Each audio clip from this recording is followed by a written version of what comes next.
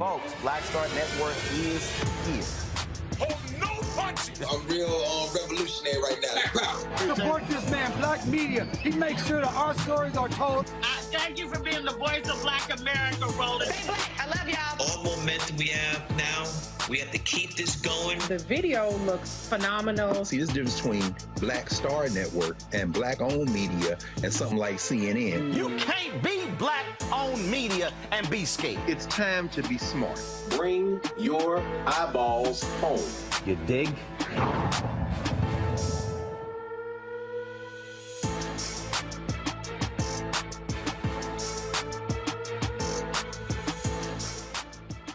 Today is Friday, October 7, 2022. Coming up on Roland Martin Unfiltered, streaming live on the Black Star Network from the campus of Texas Southern University. Folks, we are less than 35 days from the November midterm elections. Huge implications as to who controls not only the U.S. Senate, the U.S. House, but also crucial state races, gubernatorial races, state house, state senate, local races, all of that. We are talking election today here in Texas. We were in Georgia on yesterday. We'll be chatting with a number of folks who are on the ballot, individuals who understand the importance of voting. Congresswoman Sheila Jackson Lee. We're talking to officials here on campus, talking about what students are talking about. Also, we'll be hearing from the co-founders of Black Voters Matter as well. We're partnering with them on this broadcast from TSU. And so lots to cover, folks, on when it comes to elections. And so we'll do all of that right here. It is time to bring the funk on Roland Martin Unfiltered on the Black Star Network. Let's go. He's got it. Whatever the miss, he's on it. Whatever it is, he's got the scoop, the fact, the find. And when it breaks, he's right on time and it's rolling. Best believe he's knowing. Putting it down from sports to news to politics. With entertainment just for kicks, he's rolling. It's on go, y'all. It's Roland Martin, Rolling with Roland now. He's funk, he's fresh, he's real, the best, you know he's Roland Martin now.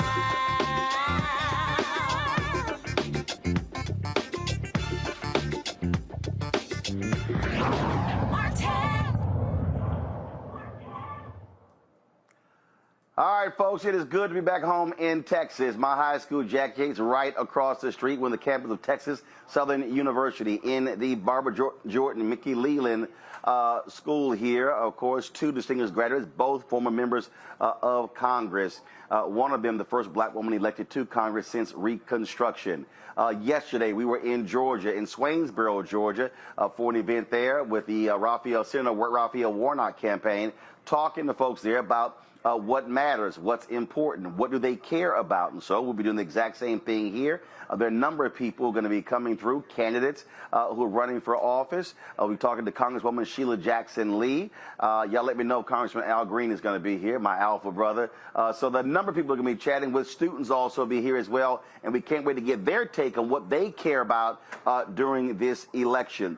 It really is an important one. We cannot understate how critical this is. Now, you watching, you probably will say, well, we always hear that. People always talk about how every election is the most important thing. Well, that's not a lie. Every election is important because what it speaks to is in terms of where we are going as a country. Who do we want in charge? Over the last 2 years, we have experienced the election deniers who are running for office on the Republican side. Some of them, a number of them, are actually leading in the races. They don't believe the 2020 election was fair. They literally are trying to rewrite laws, have rewritten laws. In this particular state, you have had some of the most onerous voter suppression take place. It was already a hard state to vote. Now it's made even harder. We're in Harris County, where Houston is located, and Republicans have been targeting this state specifically. Why? Because they have not liked the fact that Democrats have been elected in Harris County. And so what they have done is target this county as much as they can when it came to voting. You might remember they had drive-through voting in the 2020 election. They went to court, they changed the law, and they actually outlawed that for some reason, which makes no sense whatsoever. And so Republicans understand, and this is not just in Texas, it's all around the country. When you expand the electorate, when you create more opportunities for people to vote, then Republicans who are unwilling to fight for those voters or present their ideas, they try to stop that, because Democrats win when more people vote, when you expand access to the ballot. That's why they've been fighting ballot drop boxes. They've been fighting mail-in balloting, even in states where historically they've had no issues with mail-in balloting. You've heard them lie about voter fraud. You've heard them make things up when it comes to that, all in an effort for them to change the laws in order to make it easier for them to win. Of course, you sitting at home will say, and there are some people we know, when I see them on social media, they say, well, this is really no big deal because, you know what, I don't think that voting matters. Well, this is very simple. If your vote did not matter, if voting was irrelevant, then why would Republicans be so aggressive in trying to prevent folks from voting? It's a really basic question. And so for the next couple of hours, we're going to talk about what's happening with the election, talk about issues, and also what's on the mind of voters. I want to talk right now to Dr. James Douglas, a distinguished professor of law at the TSU Thurgood Marshall School of Law. He has been very much, he's seen a lot of this sort of stuff. You've seen the legal challenges in this state as well. Doc, glad to see you, my alpha brother. Here's the thing that is so important. We just saw this week on Monday, Judge Ketanji Brown Jackson, how she came out firing, laying out the importance of the 14th Amendment, and made it clear she didn't run from the issue of race. She's made it clear to them, no, the 14th Amendment was specifically about race. It wasn't race neutral. We've seen, and that's a voting issue. They were dealing with the addition of a 2nd congressional district in Alabama. They've stopped the addition of additional one in Louisiana. Black population significant in those two states. They should be having a 2nd congressional district. Unfortunately, they are not. Just your thoughts on the legal battles, because this is really where the war is being waged, in courtrooms across America. You're right, Roland. And this is why it's important to vote, because when you were in high school, you learned that there were 3 branches of government: the executive, the legislative, and the judiciary. They didn't tell you that the judiciary branch is more powerful than any of the others. The Supreme Court rules the country, because the Supreme Court can decide whether what the president does is legal, or a statute that the Congress passed is legal. And who decides who's on the Supreme Court? The president and the Senate. Well, and that's the U.S. Supreme Court, but you still have the important role of the state Supreme Court. Yeah, and here in Texas, we vote for them. So if you don't vote, you literally are not voting for the very people who are deciding cases. I know, but remember, the U.S. Supreme Court can tell the Texas Supreme Court that they're wrong. Right. No one can tell the U.S. Supreme Court that they're wrong. On some things. But what I try to get our people to understand is we have to think of this thing much broader. So we see the rulings coming out of Pennsylvania from their state Supreme Court. Yes. We see the rulings in Wisconsin. Republicans control that because of gerrymandering, but they outlawed ballot drop boxes, state Supreme Court. Well, the North Carolina State Supreme Court, when Democrats got back control of that, they ruled racial gerrymandering to be illegal.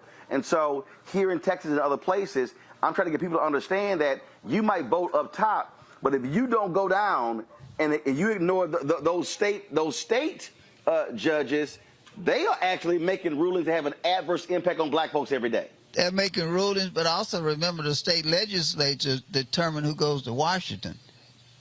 Right. And so when it comes to drawing the district lines to decide which voters vote for whom, it's the state legislators that do this. So you're right.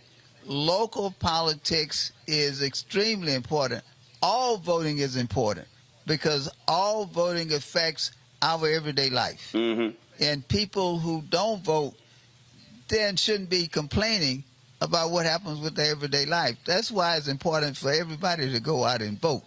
Because if you don't vote and make your voice heard, then the other people and I'm talking about the white people, especially the white racists, they're going out and putting people in office that will do what they said.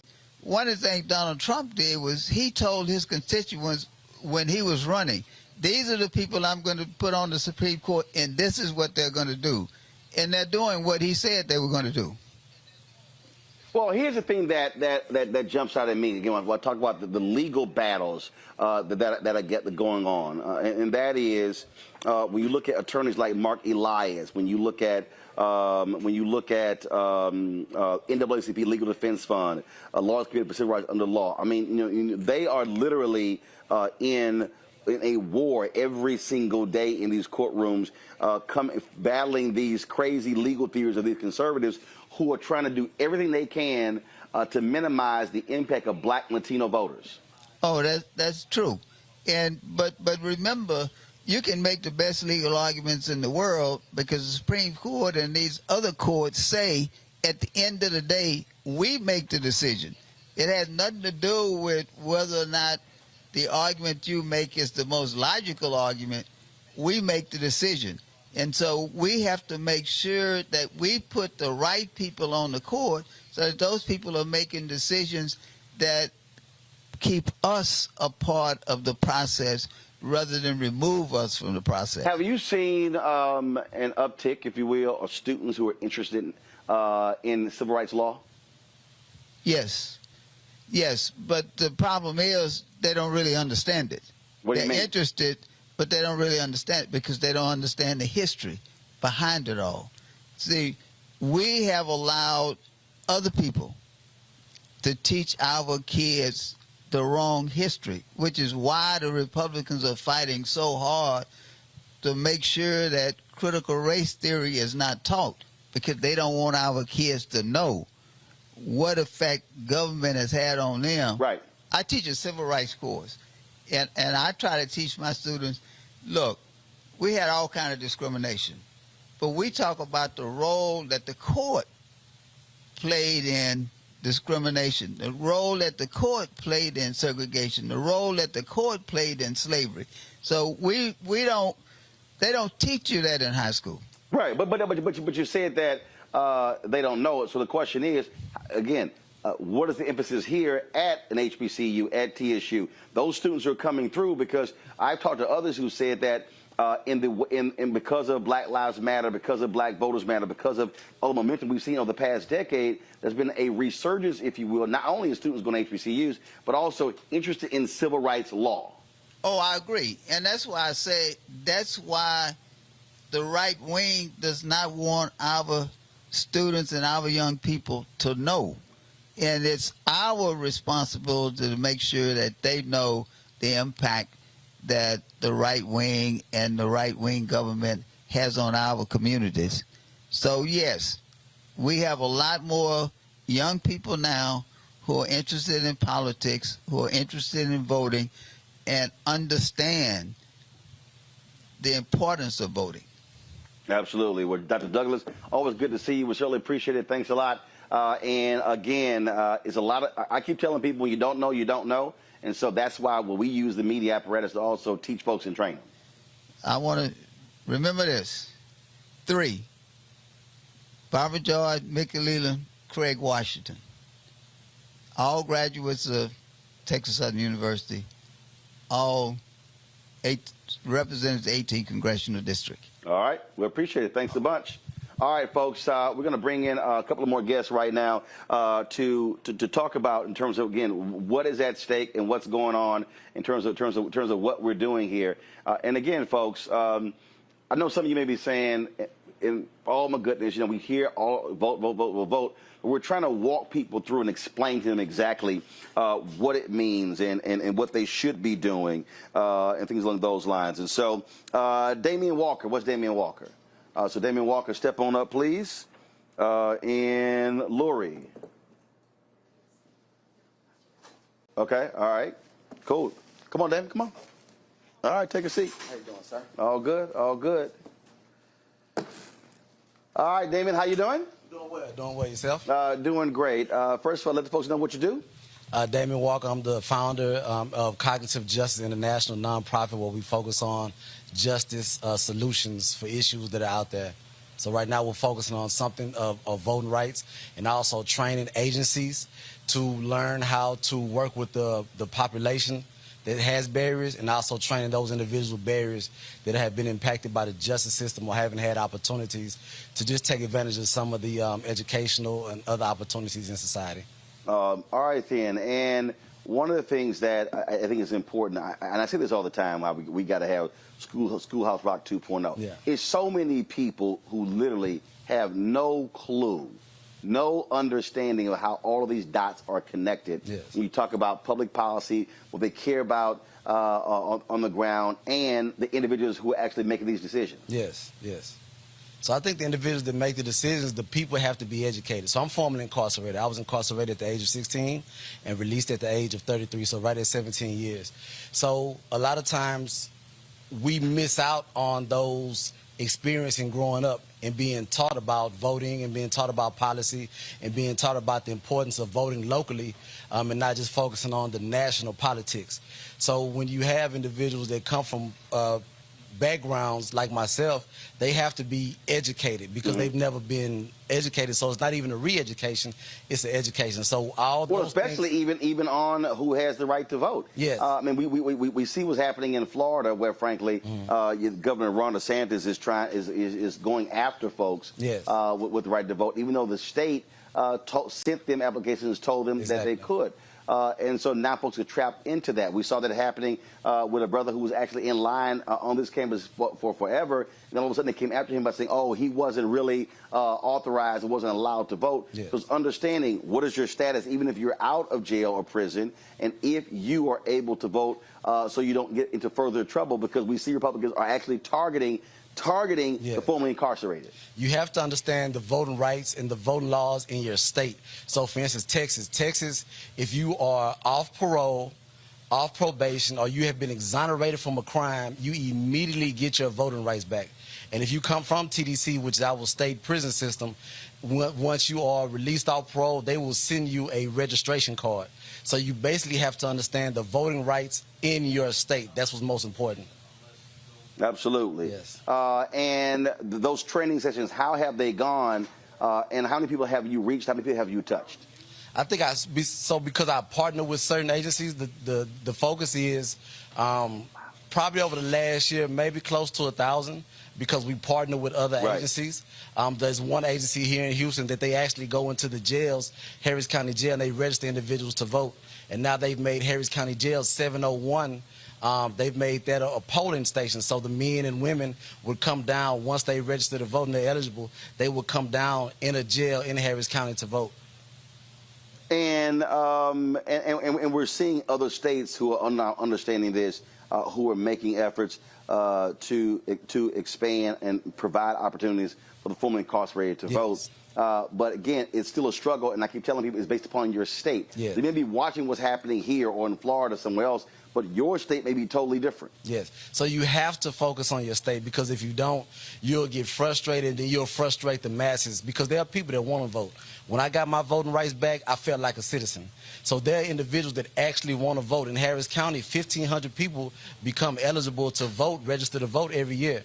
But there's not a focus on those individuals. We call them the forgotten voter. Nobody's really reaching out to them. Nobody has a campaign for them. So it's on individuals like myself and other individuals that know to be able to educate these men and women that you can vote in your state. But that information has to be made more. I'm one person, and if it's 15 other people, but nationally or even throughout Texas with the certain agencies, there are thousands of people that are focused on people that already are able to vote. So just think, 1,500 every year become available to vote. What happened over the last 5 years? What about those individuals that didn't vote over the last 5 years in Harris County alone? So what is the argument that you make? What do you say to someone who says, all right, Damien, look, I mean, that's great, you got yours, and they may have it, but they're just not interested and don't care. So, you know, what are you saying to them specifically, trying to get them to understand that not taking advantage of it, you actually are making your situation worse? I would ask them, what do they care about? Like, that's what you have to ask somebody who's saying that they don't care. What do you actually care about? Is it your family? Is it your neighborhood? Is it school districts? What do you actually care about? And then we'll focus on that. But again, it comes down to educating them. There's no such thing for education about voting or re-education when they never got the initial education. So you really have to go ground level, as the professor was saying earlier. You have to go ground level on some of these individuals and some of these populations. It's not just individuals, it's populations. There's groups of people in Houston, around the nation, who just don't understand the power that they have or the influence that they have in their area. And educate them to start right here where you live at. That's what's most important. All right, then, Damian Walker, we appreciate it. If folks want to get more information on your organization, where'd they go? You can go to CJI, Cognitive Justice International, so CJI.name, CJI.name. All right, sure appreciate it. Thanks a bunch. Thank you, sir. All right, folks, when we come back, we're going to go to break right now. When we come back, we're going to continue our conversation here in the campus of Texas Southern University. We'll also be talking to some of our experts as well, like Lurie Daniels Favors. This is, again, a huge, huge issue, and so we're focusing on this election, on voting, and how it impacts you. And trust me, this game on, folks, because the other side, we know exactly how hard they are fighting to keep many of us from not accessing the ballot box. You're watching Roland Martin Unfiltered here at the Black Star Network. Don't forget to download the Black Star Network app, available on all platforms: Apple phone, Android phone, Apple TV, Android TV, Roku, Amazon Fire TV, Xbox One, Samsung Smart TV. You can also support us with our Bring the Funk fan club. Your dollars make it possible for us to do what we do. So you can see and check in money orders to P.O. Box 57196, Washington, D.C. 20037-0196. Cash App is $RM Unfiltered. PayPal is R Martin Unfiltered. Venmo is RM Unfiltered. Zelle is Roland@RolandSMartin.com. Roland@RolandMartinUnfiltered.com. And don't forget to get my new book, White Fear: How the Browning of America is Making White Folks Lose Their Minds. Available from the publisher Ben Bella Books, Amazon, Barnes & Noble, IndieBound, Bookshop, Captors, Books A Million, Target. And you can also order through your favorite black bookstore. We'll be right back.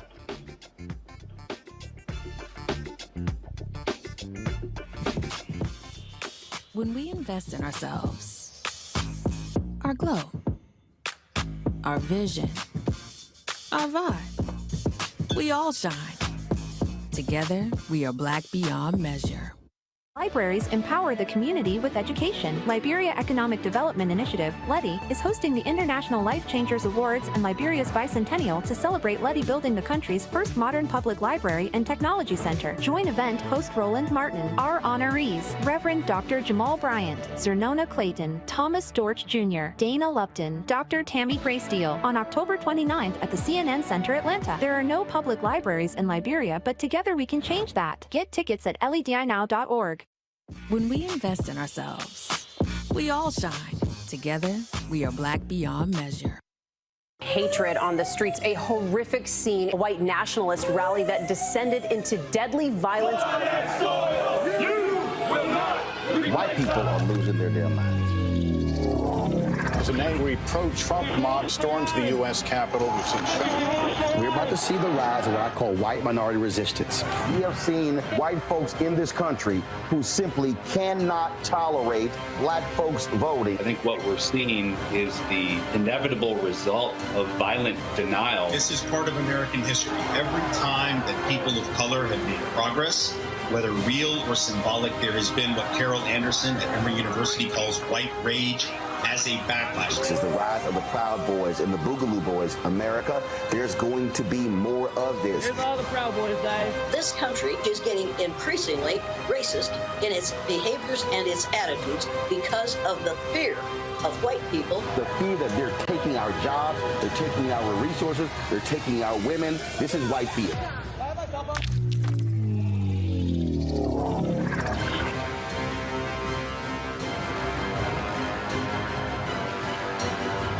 It's Kim Whitley. Yo, what's up? This your boy Ice Cube. Hey, yo, Peace World. What's going on? It's the Love King of R&B, Raheem Devon, and you're watching Roland Martin Unfiltered.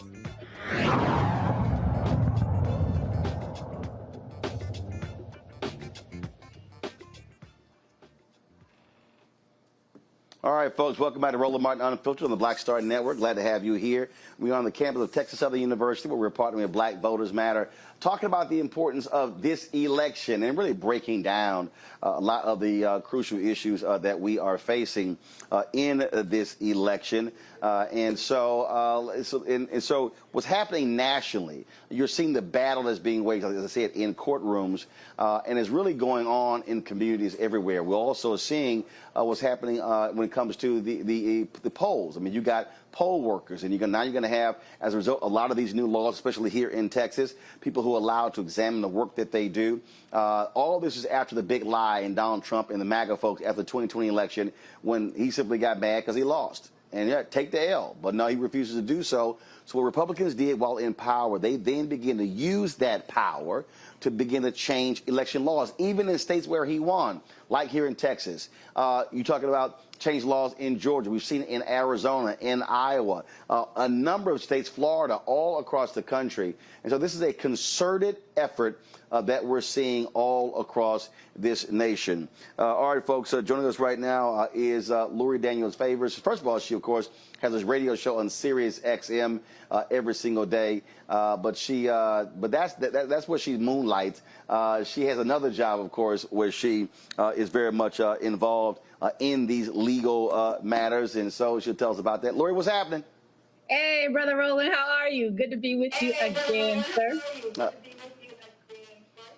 Indeed, indeed. So glad to have you here. So, so first and foremost, I talked about what is happening all across the country. Talked about, not just the changing of the laws, but how they are now unleashing folks to target poll workers, individuals like my parents who they've been doing this for years, but now all of a sudden we saw how they were attacking them. The woman testified before the January 6th committee, how they were putting their names out there and they were getting death threats. And so there are poll workers, many of them who are elderly, a lot of them who are African American, and some have said, I'm not wasting my time even working these polls because I don't want to be attacked just for being a public servant.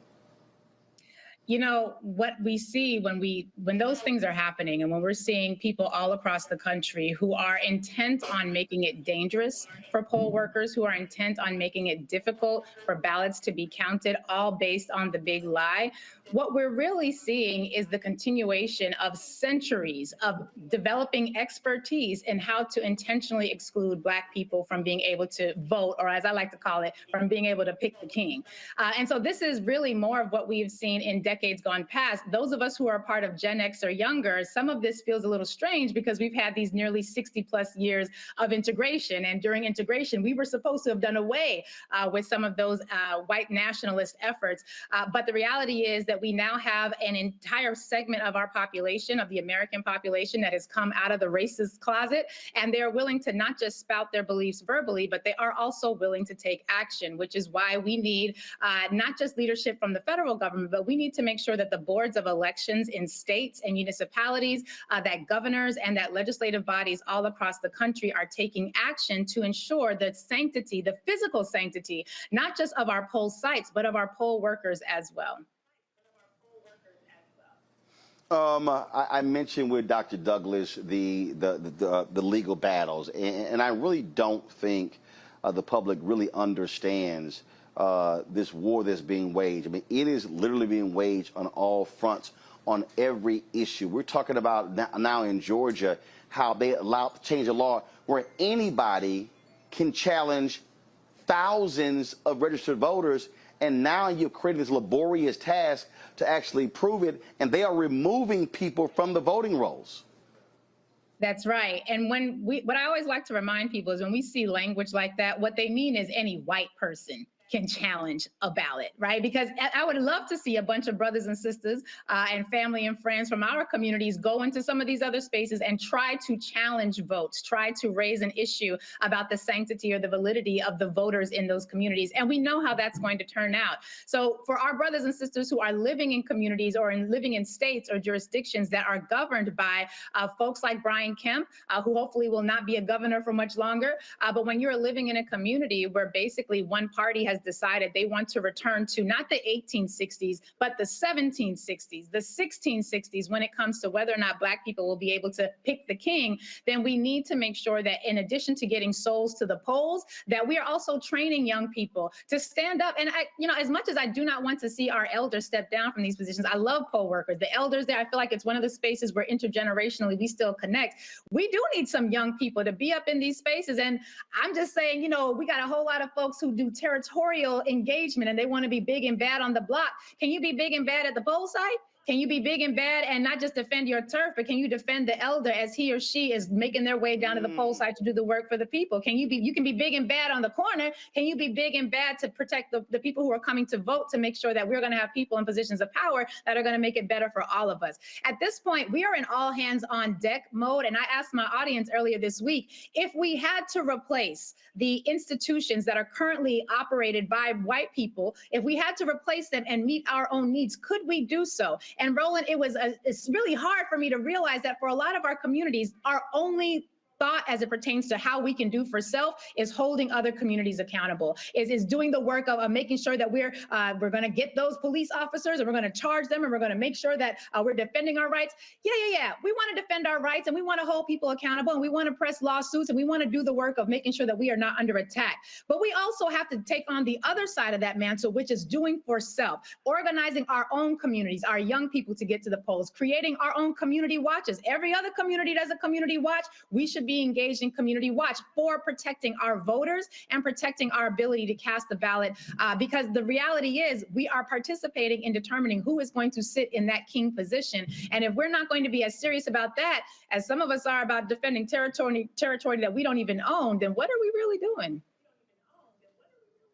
You made that point. I remember when Fox News lost their damn minds over the new Black Panthers at polling locations, and hell, they were Black polling locations. And you're absolutely right. I mean, having our folks literally say, okay, fine, y'all want to roll up in our community? We'll roll up in your community. And then when they start yelling, it was like, I'm sorry, we're following the law. I mean, just very reminiscent of when the Black Panthers went to the state capitol in Sacramento, and the white folks lost their minds, and they said, oh, no, same law. What did they do? The white folks changed the law. So did. They changed the law. And so maybe if thousands of Black folks roll up in white neighborhoods and go to the polls, they may say, hey, change that damn law. We can't have just anybody walking up in here doing this. And you're right, for all these keyboard gangsters out there, the people who sit here and whine and complain, in terms of, okay, what y'all gonna do? And and I know some of them get mad at me right now. So all you FBA, ADOS, B1 people, where y'all at? Y'all got smoke for everybody else who want to do something. When y'all going to show up and actually organize yourselves and say, fine, this is how we're going to do it? Yeah, I said it.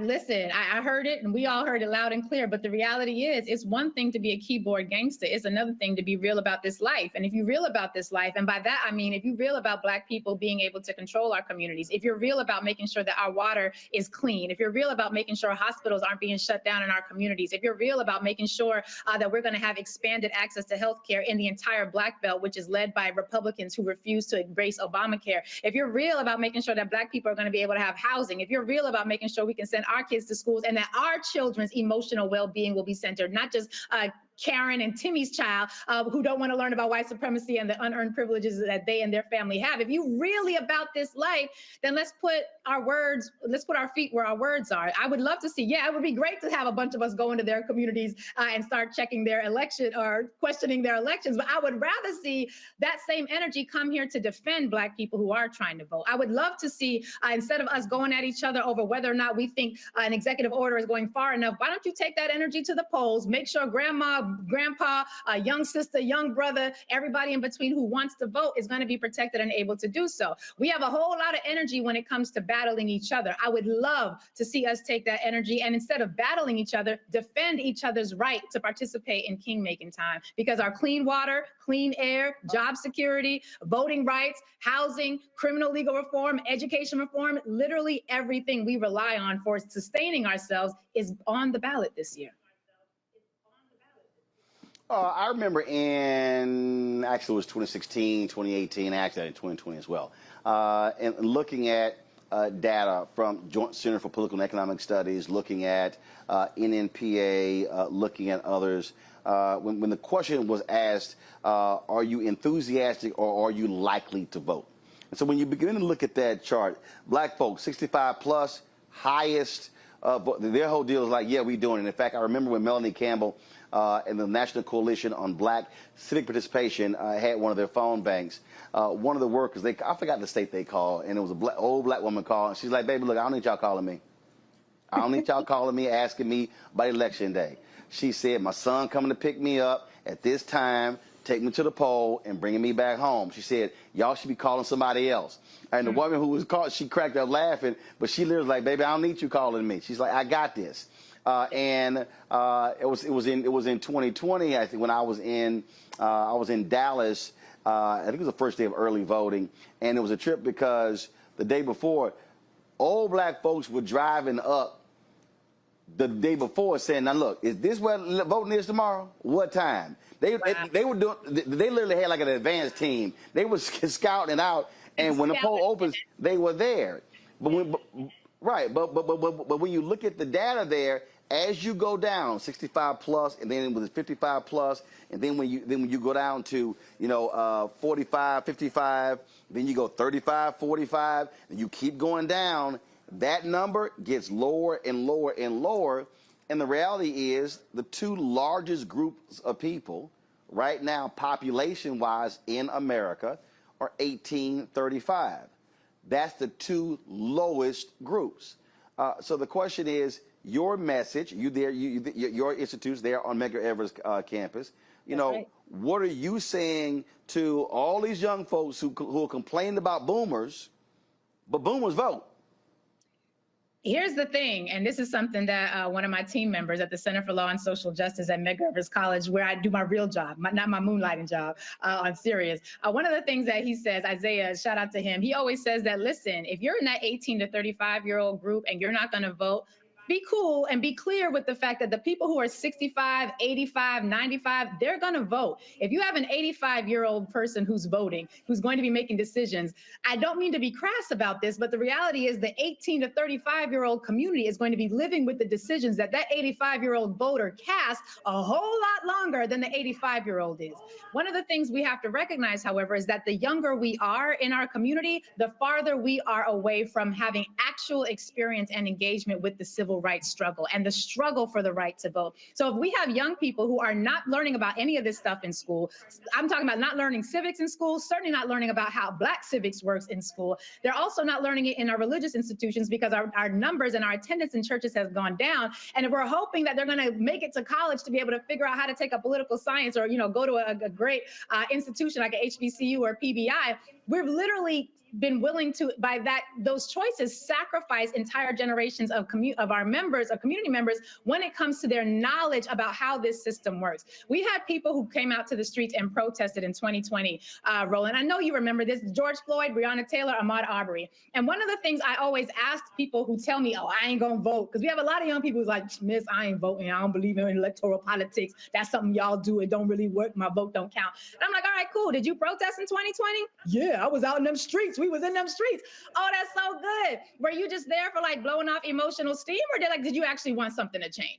Because if you actually wanted something to change, instead of just having an emotional outburst where you let out your anger and your frustration, and you were able to sort of emotionally purge yourself, if you actually wanted something to change, yes, there is a portion of change that can happen at the grassroots level. But right now, Mississippi, Jackson, Mississippi, not having clean water, we can't fix that just with the grassroots. We need government. When it comes to funding our schools and making sure our babies have computers instead of textbooks written in the 19s, as my daughter likes to call it, we can do some with the grassroots, but we need government. When it comes to getting a moratorium on evictions, when it comes to extending unemployment insurance so that when we are all laid off during a pandemic, God forbid, we will have some money coming in the house to sustain ourselves. You can do some rent parties. You can do a lot at the grassroots level, but at a certain point, you're going to need government. And if you protested in 2020 because you wanted substantive change, the substantive change doesn't happen because you had an emotional outburst. The substantive change happens when you change the people who are in positions of power. Let's look at Jackson, Mississippi. Who's in charge of cleaning the water? If there's someone who is in charge of cleaning the water, how does that person get their job? Are they voted into office? Are they appointed to that position? Because if they're voted into office, how you gonna tell me voting don't matter when right now you can't drink clean water? If they're appointed to office, who appoints them? Is that person elected? Because that is the person that we now need to change positions. So when we're talking about election and engagement, we have to recognize young folks just do not understand how standing in line and voting changes anything in the community. And that's not their fault, that's on us. I'm Gen X, I'm young Gen X, but the reality is it is on us to provide the opportunities that they're gonna need to make those connections. When I go into a classroom and I'm talking to some high school students, they don't wanna hear me talk about it's your ancestral duty and obligation to vote. Half of them don't even know what I mean when I'm talking about ancestors because we did a poor job of teaching them to respect our elders and ancestral veneration. But if I ask them, what y'all think about NYPD? Y'all like how they work here? Y'all like how are y'all cool with how we're getting put up against the wall on your way to school? Are you cool with school safety officers in your community, in your schools, taking you through metal detectors before you can come in, speaking to you disrespectfully? No. Well, who tells them how to police? Oh, the police commissioner. How he get his job? Oh, she. Now we have a woman. How did she get her job?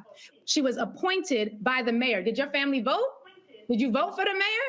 Did you know what the policies the mayor was going to implement when the mayor was going to be picking the police commissioner? Were you in agreement with that? Because if you weren't, you could have picked somebody else. Oh, but you didn't vote. You see how now you're being policed in ways you don't like because you didn't participate in picking the king who was going to determine what the policing apparatus was going to look like in your community. We have to make connections, starting with what they care about, and then show how what they care about is impacted, shaped, and challenged in the electoral process. And that's why I constantly talk about connecting the dots. I tell the story in 2016. I had my radio show. A young lady called me from North Carolina, and she says, look, I'm not feeling Hillary. I can't vote for her. I'm not feeling Trump. I can't vote for him. So she said, I'm just going to focus on my state. And I said, okay, interesting. I said, so what are the 3 or 4 issues that you're focusing on? And so she told me. Well, the crazy thing is the 3 to 4 issues she told me about, literally, I showed her the direct connection between who sits in the Oval Office and those 3 to 4 issues. And she was literally stunned. She was shocked. She's like, I can't believe this. And I said, how? And she said that she was a activist, well-informed. I said, yeah, you're not actually well-informed. The fact that she could not understand that who sits in the Oval Office appoints Supreme Court justices, appoints federal judges. They rule on voting issues in her own state. She didn't even understand the lawsuit that was actually happening at that moment where they were suing the North Carolina voter suppression law in federal court. Wow. And she was stunned by it. And that's why I'm saying we have to actually connect the dots for people. Just like I think we finally, after all these decades, people now understand you cannot be so concerned about mass incarceration but ignore who's running for DA. That's right. You can yell, holler, and scream about Congress to change things, but the one person who has the most effect on mass incarceration and criminal justice reform in the United States is the local DA. Because their decision as to how they prosecute cases has a direct impact on that. And people have finally gotten to understand that. You know, I like to say that we don't live in a country with a king or a queen, right? We don't have a monarchy here. And if you live in a country with a king or queen, how you get charges pressed against you is determined by the king. If you live in a country with the king, and my audience knows I say this all the time, when it comes to whether or not you get clean water, well, did the king say your community could have clean water? Because if not, you ain't gonna have no clean water. When it comes to whether or not you can have a hospital, well, did the king say, can you have a hospital? Because if the king ain't say you can have a hospital, you ain't gonna have no hospital. In this country, the kings are the people who got the most votes, because the people who get the most votes determine whether or not a hospital stays open in a Black community or gets shut down. The people who got the most votes determines whether or not that DA gets the DA that wins is going to determine whether you have equitable, progressive criminal legal system reform, or if you're going to have something that looks closer to slave patrols in the 1700s. And so the reality is we have to be clear about creating educational opportunities for our community that fill in that gap. Some of the things that we're doing at the Center for Law and Social Justice, we have every Wednesday for the next from now until the election, we're breaking down the ballot. We're taking each office, we're talking about what it is, virtual programming, free of charge, of course, that we provide for local community members in Black language and in ways with examples that we can understand to break down and explain the ballot. We launched an 11-week Advocacy Academy course that we provide for the community so they can learn how to be effective advocates, because I love a good protest as much as anybody. But if my protest is not connected to electoral engagement, then it becomes just an emotional outlet. It does not get tied to any substantive change. We had those same protests in New York City going back to 2020. Those folks protested so hard and so well and so long and so effectively, they forced the then mayor, Bill de Blasio, to create a racial justice commission. Full disclosure, I'm one of the commissioners. Out of that commission, we put together 3 ballot proposals that are going to put the city on a path forward to embracing racial equity as a central governing paradigm. 3 proposals, and it's beautiful. We had hearings, we had testimony, all triggered by protests. But if New Yorkers don't come out and vote for them, then it all becomes theory. The protests could lead to substantive change if people understand that that substantive change requires them to go to the ballot box and actually vote on the proposals, vote on the people who are in alignment with what it is that you want. And I'll just share this. I had a guest on earlier this week, Kelly Huff, and she made it real clear. She said, how am I supposed to trust you? You talking about you want to be a part of the revolution, and you bout it with the revolution, and you ain't gonna stand in line for half an hour and cast a ballot. Like, are you really dependable? How much can we actually depend upon you? So in addition to making sure our people understand how to connect the dots, we have to give them pathways forward that lead them from my frustration and my anger and my concern with the lack of my needs being met to actually engaging in the process in ways that will provide meaningful change for them. All right. Lori Daniels Favors, always a pleasure. Tell folks when you're on SiriusXM. We are on SiriusXM for the Lori Daniel Favors Show, Monday through Friday, 10 a.m. Eastern, every single day. Give us a call, 866-801-8255 to chime in for the conversation. I appreciate being able to talk with you about this, Roland. You know I care about this issue a lot. I could tell just a little bit. A little bit. Just a little bit. All right, I appreciate it. Thanks a lot. Break here, and when we come back, we're going to be chatting with some folks here. Some of y'all students, yeah, I'm going to put y'all in the hot seat. They're asking, oh, don't be. Look, you roll in here, you're going to have to answer something. So we'll talk to some of them. We'll also talk to Reese Cover. She's here. Monique Presley is here. Also, Congresswoman Sheila Jackson Lee, Beto O'Rouke. Others will be coming through here over the next hours. And looking forward to having that conversation. Folks, if you're watching on YouTube, hit the damn like button. It ain't that hard. It's real simple. Like, then go comment, all right? Y'all love commenting. Hit the like button.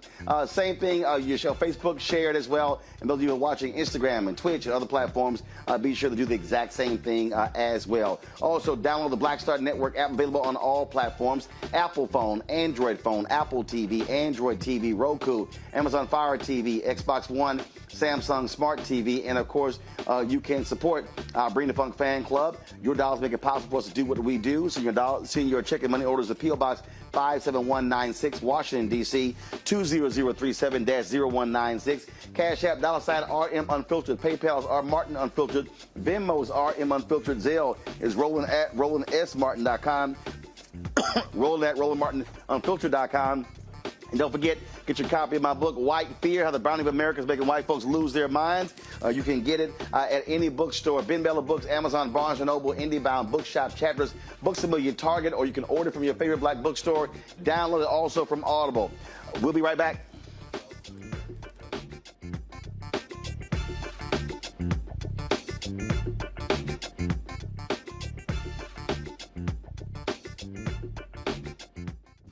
When we invest in ourselves, we're investing in what's next for all of us. Growing, creating, making moves that move us all forward. Together, we are Black beyond measure.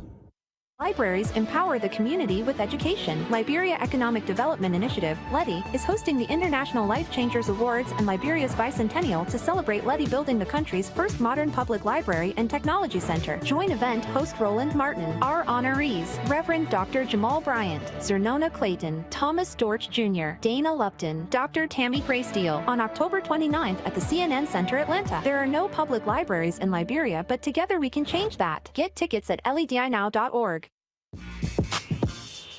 When we invest in ourselves, our glow, our vision, our vibe. We all shine. Together, we are Black beyond measure. I'm Deborah Owens, America's Wealth Coach, and my new show, Get Wealthy, focuses on the things that your financial advisor and bank isn't telling you, but you absolutely need to know. So watch Get Wealthy on the Black Star Network.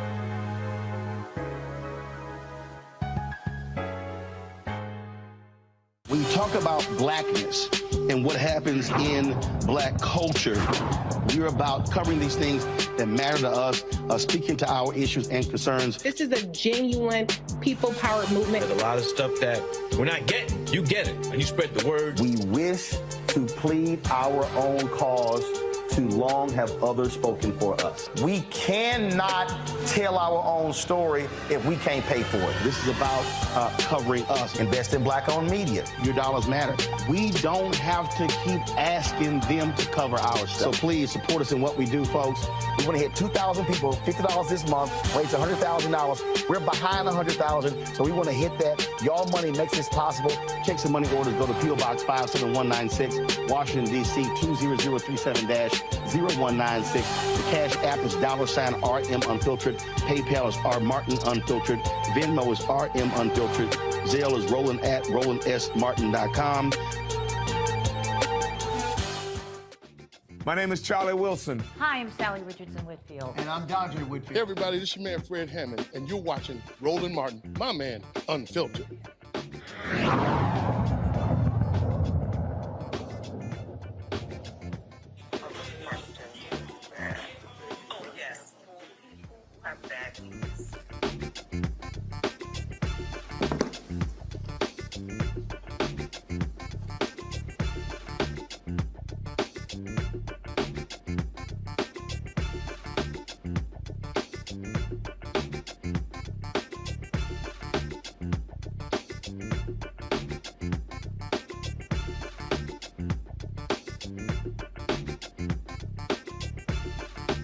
Welcome back to Roland Martin Unfiltered. We're here on the campus of Texas Southern University talking election.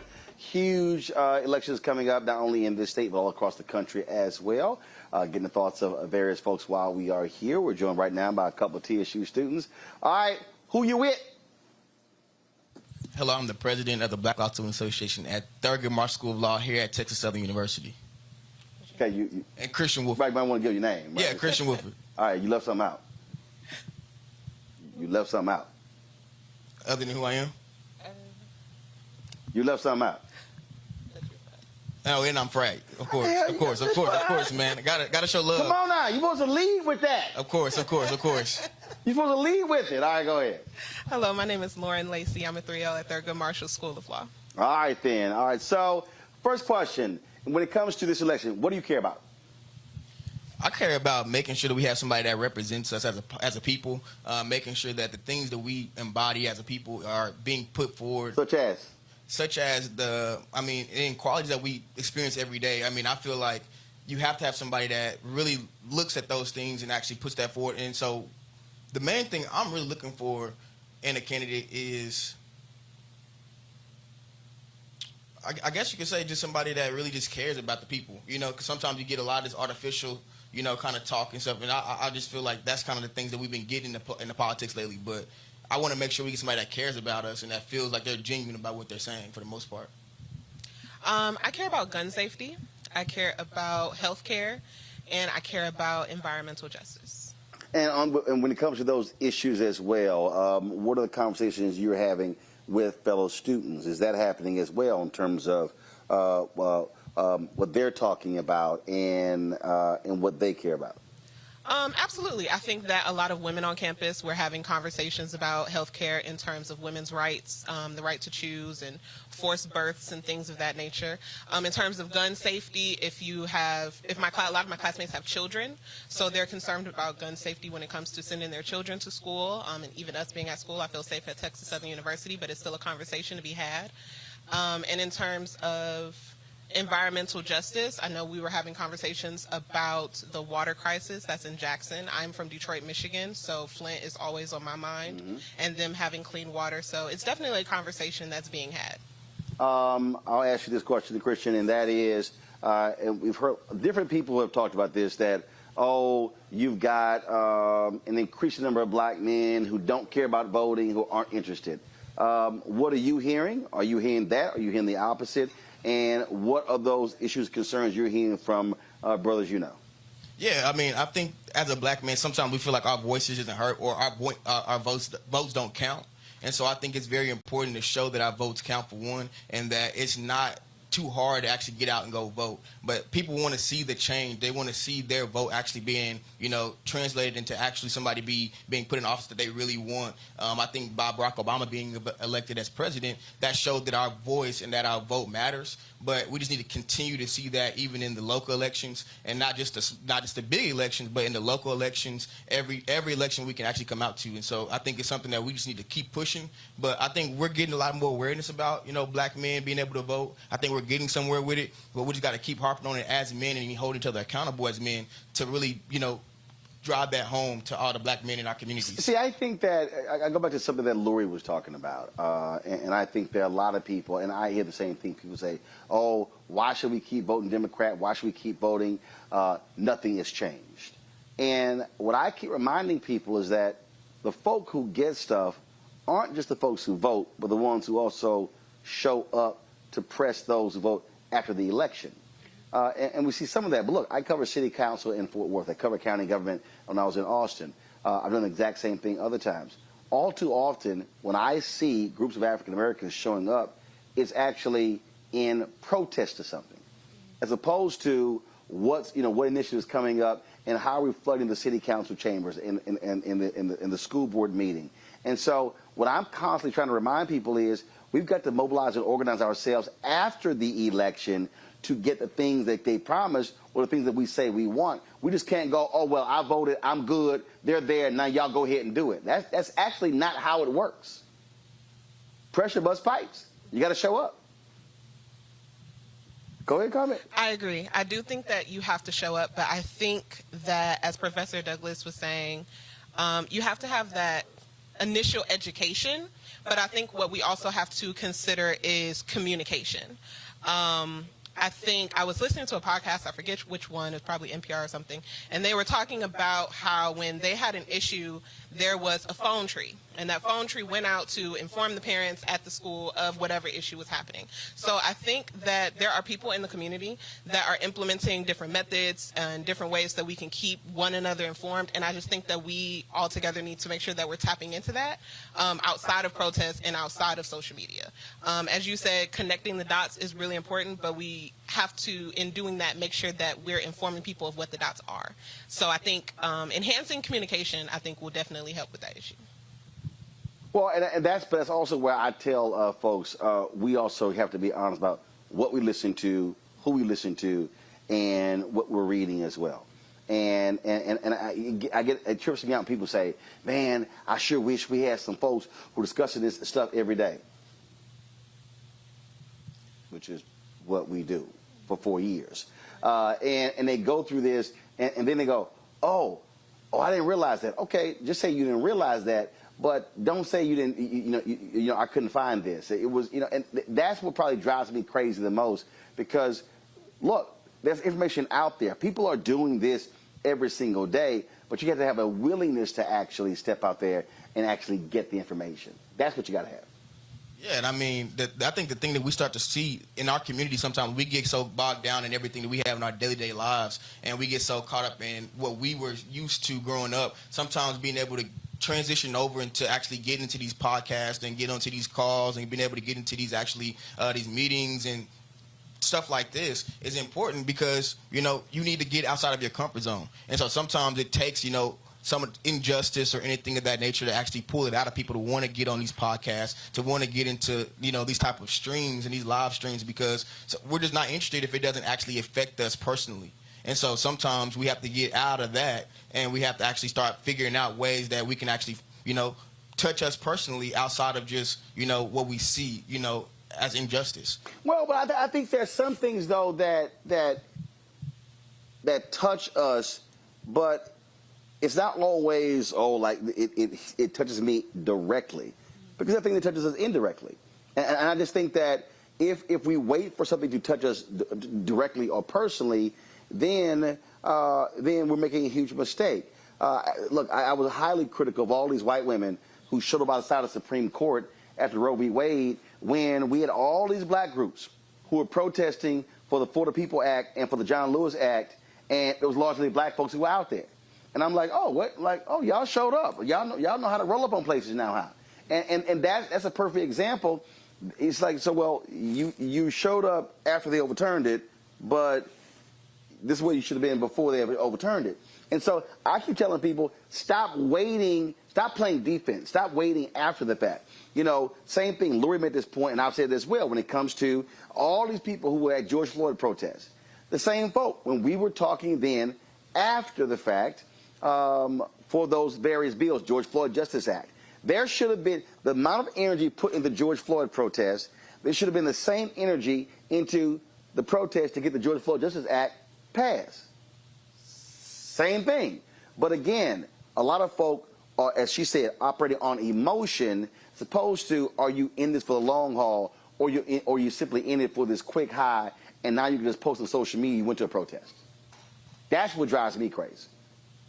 Okay, you laugh, because you know I ain't lying, because you like... I don't think you're lying. However, I do think I'm black, obviously. So for black people, a lot of people are in survival mode.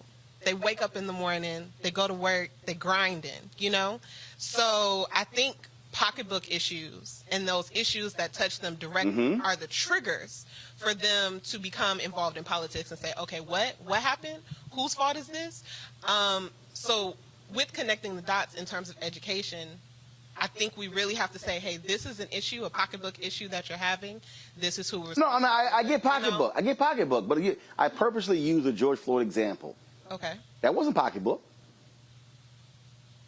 And we're talking about millions of people in cities all across the country. But when Congress was actually debating and actually negotiating the George Floyd Justice Act, you didn't have 1% of the protest. And I believe that had 25% of those protests took place to get the law passed, it would have put the amount of pressure needed on Congress to get it done. But when they didn't see pressure, they were like, oh, we good. We ain't got to really do it. And that's what I'm saying. And so I think we have to constantly challenge people. Same thing when it comes to voting. Yes, we want you to vote. But we also want to see you do something when the election is over. Because that's actually how things get done after the fact. And I think we got to keep preaching that. And there's so many people who talk about we need this, and they've actually never stepped foot in a school board meeting, a council meeting. You got to go where the power is. You can't just yell and scream how I want something and not go where the power is to actually get it. That's what I'm saying right there. Final comments. Yeah, 100%. And I mean, in closing, I feel like that goes back to educating everybody about what the power lies, where the power lies, and what power we actually have. And so we all want to be there in the big protests and the big rallies, and it looks good, and you know everybody's all hyped up. But like you said, the real action happens behind the scenes, or when you actually go to make those votes. And so we actually have to educate our people on what is going to be in the legislation, what is being passed, what we need to vote on, what is actually at stake, what's the big controversy, because sometimes we don't even really understand the true controversy behind some of these decisions. The Dobbs decisions, people don't really understand the true controversy behind some of these decisions. And so I think the education and being able to give people the actual security that, you know, hey, what you're feeling is okay, but let's try to put this in a way that actually we can make a difference. And so some people don't feel like they're qualified to make a difference. They don't feel like they're qualified to be in those meetings. They don't feel like they're qualified to even go, you know, to even vote sometimes. And so I think that we need to give people that security to do that as well. Thank you.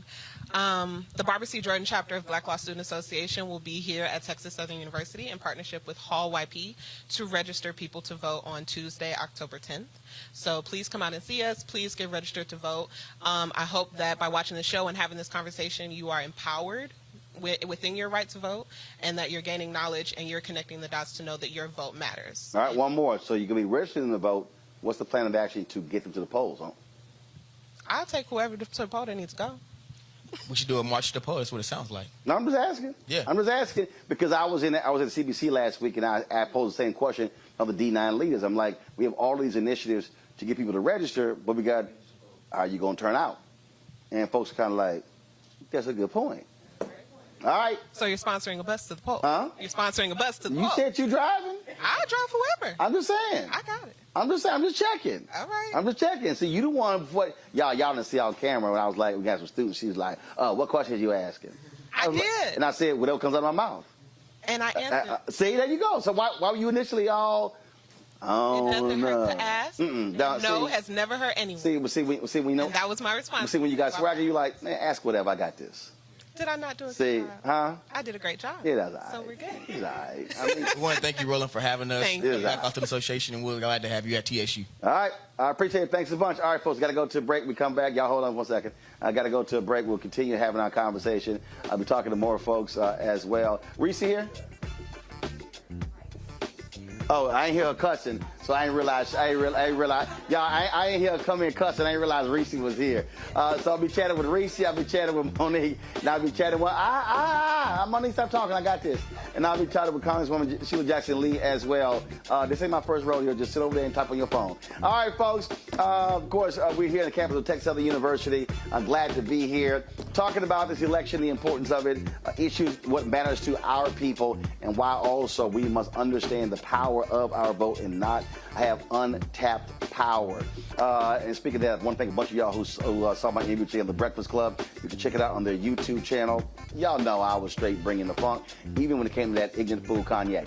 And so check it out on their YouTube channel. And don't forget to support us in what we do. Download the Black Star Network app, available on all platforms: Apple phone, Android phone, Apple TV, Android TV, Roku, Amazon Fire TV, Xbox One, Samsung Smart TV. And support us in what we do by joining our Bring the Funk fan club. Our goal is to get 20,000 of our fans on an annual basis, contributing $50. That's $4.19 a month, 13 cents a day. Check your money orders. Go to P.O. Box 57196, Washington, D.C. 20037-0196. Cash App, $RM Unfiltered. PayPal's R Martin Unfiltered. Venmo is RM Unfiltered. Zelle is Roland@RolandSMartin.com. Roland@RolandMartinUnfiltered.com.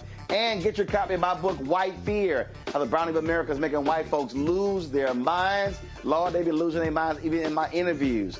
And so we've been having some great ones and some great conversations. And so great chats this week again on The Breakfast Club with my man Sway, Sirius XM, Bevy Smith, and others. You can get it at Ben Bella Books, Amazon, Barnes & Noble, IndieBound, Bookshop, Chapters, Books A Million, Target. You can order from your favorite black bookstore, or you can download it from Audible. We'll be right back. All right, now y'all done. Congresswoman? When we invest in ourselves, we all shine. Together, we are black beyond measure.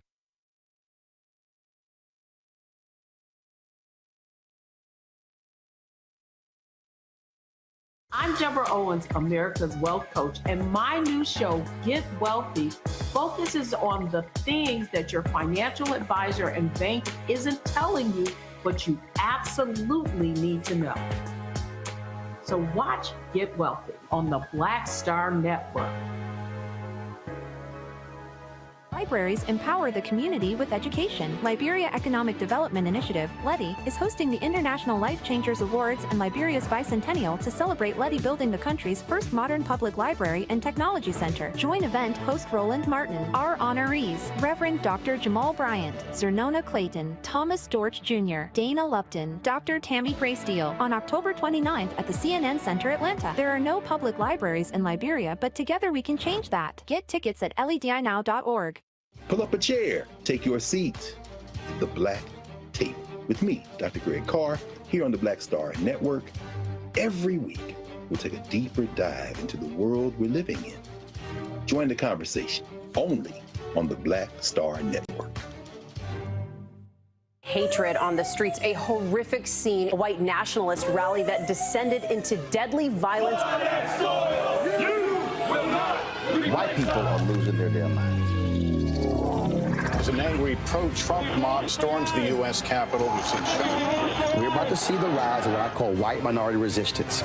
We have seen white folks in this country who simply cannot tolerate black folks voting. I think what we're seeing is the inevitable result of violent denial. This is part of American history. Every time that people of color have made progress, whether real or symbolic, there has been what Carol Anderson at Emory University calls white rage as a backlash. This is the rise of the Proud Boys and the Boogaloo Boys. America, there's going to be more of this. Here's all the Proud Boys, guys. This country is getting increasingly racist in its behaviors and its attitudes because of the fear of white people. The fear that they're taking our jobs, they're taking our resources, they're taking our women. This is white fear.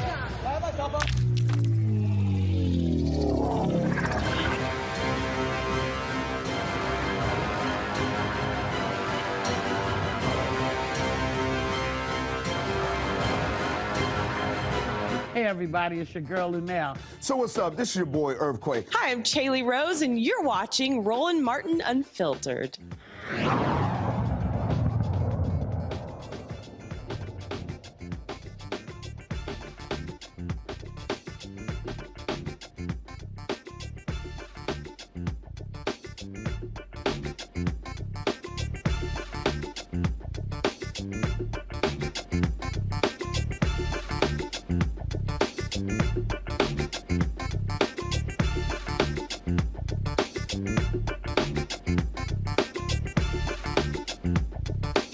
Welcome back to Roland Martin Unfiltered. We're here on the campus of Texas Southern University. Glad to be here.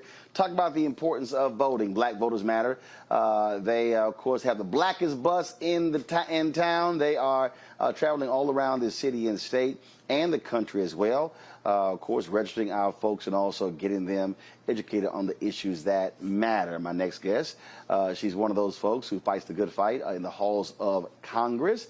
Joining us now from H-Town, Congresswoman Sheila Jackson Lee. Congresswoman, how you doing? Roland, I am so excited to welcome you to the historic 18th Congressional District and the doubly historic Texas Southern University, born out of the ashes of segregation when a single student was told by the University of Texas there is no room for you at the end, created out of those historic beginnings, and now having one of the highest enrollments in its history, but still looking upward to be recognized by the state. One of the things that absolutely drives me crazy is when I listen to people and they go, man, Congressional Black Caucus don't do a damn thing. they don't, and Pete, they start going on this whole deal, and then when you correct folks, all you doing is kissing up, that's all your buddies, you trying to save them, and I tell folks all the time, the average person literally has no clue what a member of Congress does. They really don't, okay?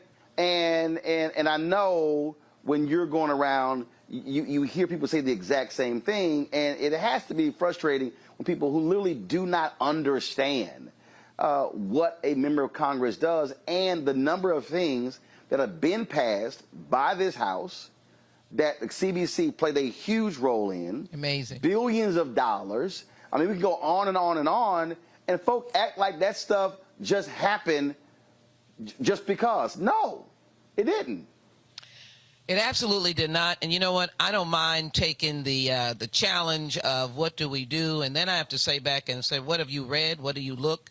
What do you see? What do you understand? Because civic power comes from civic responsibility. But you know what? I'll try to be empathetic and simply say that I want Black lives to matter and I want black votes to matter. So here's what we do. First of all, the largest amount and continuing amount of dollars to historically black colleges, $2.7 billion just a couple of weeks ago, $500 million in 2021, and more dollars to come. More dollars accessible to the various legislative initiatives that we've passed collectively, but with 57 votes, the Congressional Black Caucus played a strategic role in the negotiation of the bipartisan infrastructure bill. which is the bill with about $700 billion that's going to be in your neighborhood tomorrow or the next day. Well, first, total with $1.2 trillion. That is correct. $700 billion is going to be in transportation. That's correct. And you mentioned HBCUs. That's 228,000 students. That's faculty, that's staff, and where many of these HBCUs are, that's an economic engine in the community as well. Absolutely. Absolutely. Strategically engaged in that. Members of the CBC on the Transportation Committee, sizable but quiet opportunities for MWBEs. We didn't leave that out. Small businesses. We have oversight, all of that. The work with the Department of Transportation specifically had in the language that this administration is looking for equity and for neighborhoods to be treated equitably and dollars to go out equity. So that's one. Inflation Reduction Act. It was clearly the Congressional Black Caucus, among many other things, that fought for climate change, but more importantly, environmental incentive, $3 billion that is dedicated to communities of color, which we know that we are the butt side, if you will, the backside of toxicity and contamination in many neighborhoods. Now, that includes contaminated water in Flint, contaminated or no water in Jackson, and contaminated lead water around the country. So we've got $3 billion just out of the Inflation Reduction Act to be able to utilize for communities of color. So that means that, again, when folks are looking at wastewater systems, you're not thinking when you turn that faucet on that what the work CBC made that possible. Clean that I mean, look, I grew up in Clinton Park here in Houston, and I guess for me, I guess the reason why I take it personal, because I had parents who were co-founders of a civic club, and I saw when the people got involved, we got new street lights, paved streets, we got new sewer system, we got refurbished park, we got a old fire station that was turned into a senior citizen center because the people got involved and petitioned government, city hall, county government, state legislature, Congress to get those things. And so when people say, well, I haven't seen changes in my neighborhood, you have to ask the question, what have you done to get changes in your neighborhood? It simply just doesn't happen by itself. It's a community and political partnership. Absolutely, but it is pushing the power down to the people, but it's got to have the people stand out there demanding the power for them. And what happened in your neighborhood with your family was civic participation at its basic level. It is grabbing on to what you deserve. I remember speaking before the city council in like the 9th and 10th grade. That's right. We had a city councilman, what was his name? It wasn't Justin Robinson. It was, oh my God, he had those lamb chops. McGowan. Man, he came. Our Lady Star to See Catholic Church. It was actually found in my grandparents' living room. So we had our annual bazaar, and he came to the bazaar, and I started drilling him. Now, mind you, I'm in the 9th grade. And well trained. And he was like, I don't know who this little black kid hit me with all these questions. And it was something at the time that they were about to make cuts to pools and parks. And I started just drilling him. And he looked at me like I was crazy. And I said, I'll be at the city council meeting. And I'm going to testify before the city council. And he was like, oh, and I said, so when you come back, I expect there to be some answers to what I'm asking. That has to be the attitude that we have when we see that member of Congress, we see that city council member, and again, saying we live here, we want to see some stuff get done. But it's a two-way street. You've got to listen, learn, read, but also you've got to be able to understand that you do have a role. Once the money comes, in normal states, now I'm going to distinguish where we are. Right, explain. In normal states, when the money comes, that governor who is supposed to be an intermediary, and to pass it down to the local cities, local governments, school boards, and ultimately into individual neighborhoods, from Pleasantville to Clinton Park to Acres Home to 3rd Ward to Sunnyside South Park to way out Humboldt, Texas, Atascocita, and all in between. Southwest, I don't want to leave you out. Southwest, East End, I don't want to leave you out. All those dollars from what we do in Washington are to get to the people. Right. But they get to the people by a interested governor is realizing his or her responsibility. Who's supposed to serve all constituents. All constituents, and to ensure that the dollars go for what they are. But this trash governor. We have a problem here. We have a serious problem. Hurricane Harvey. Hurricane Harvey. Purposely did not give money to this county.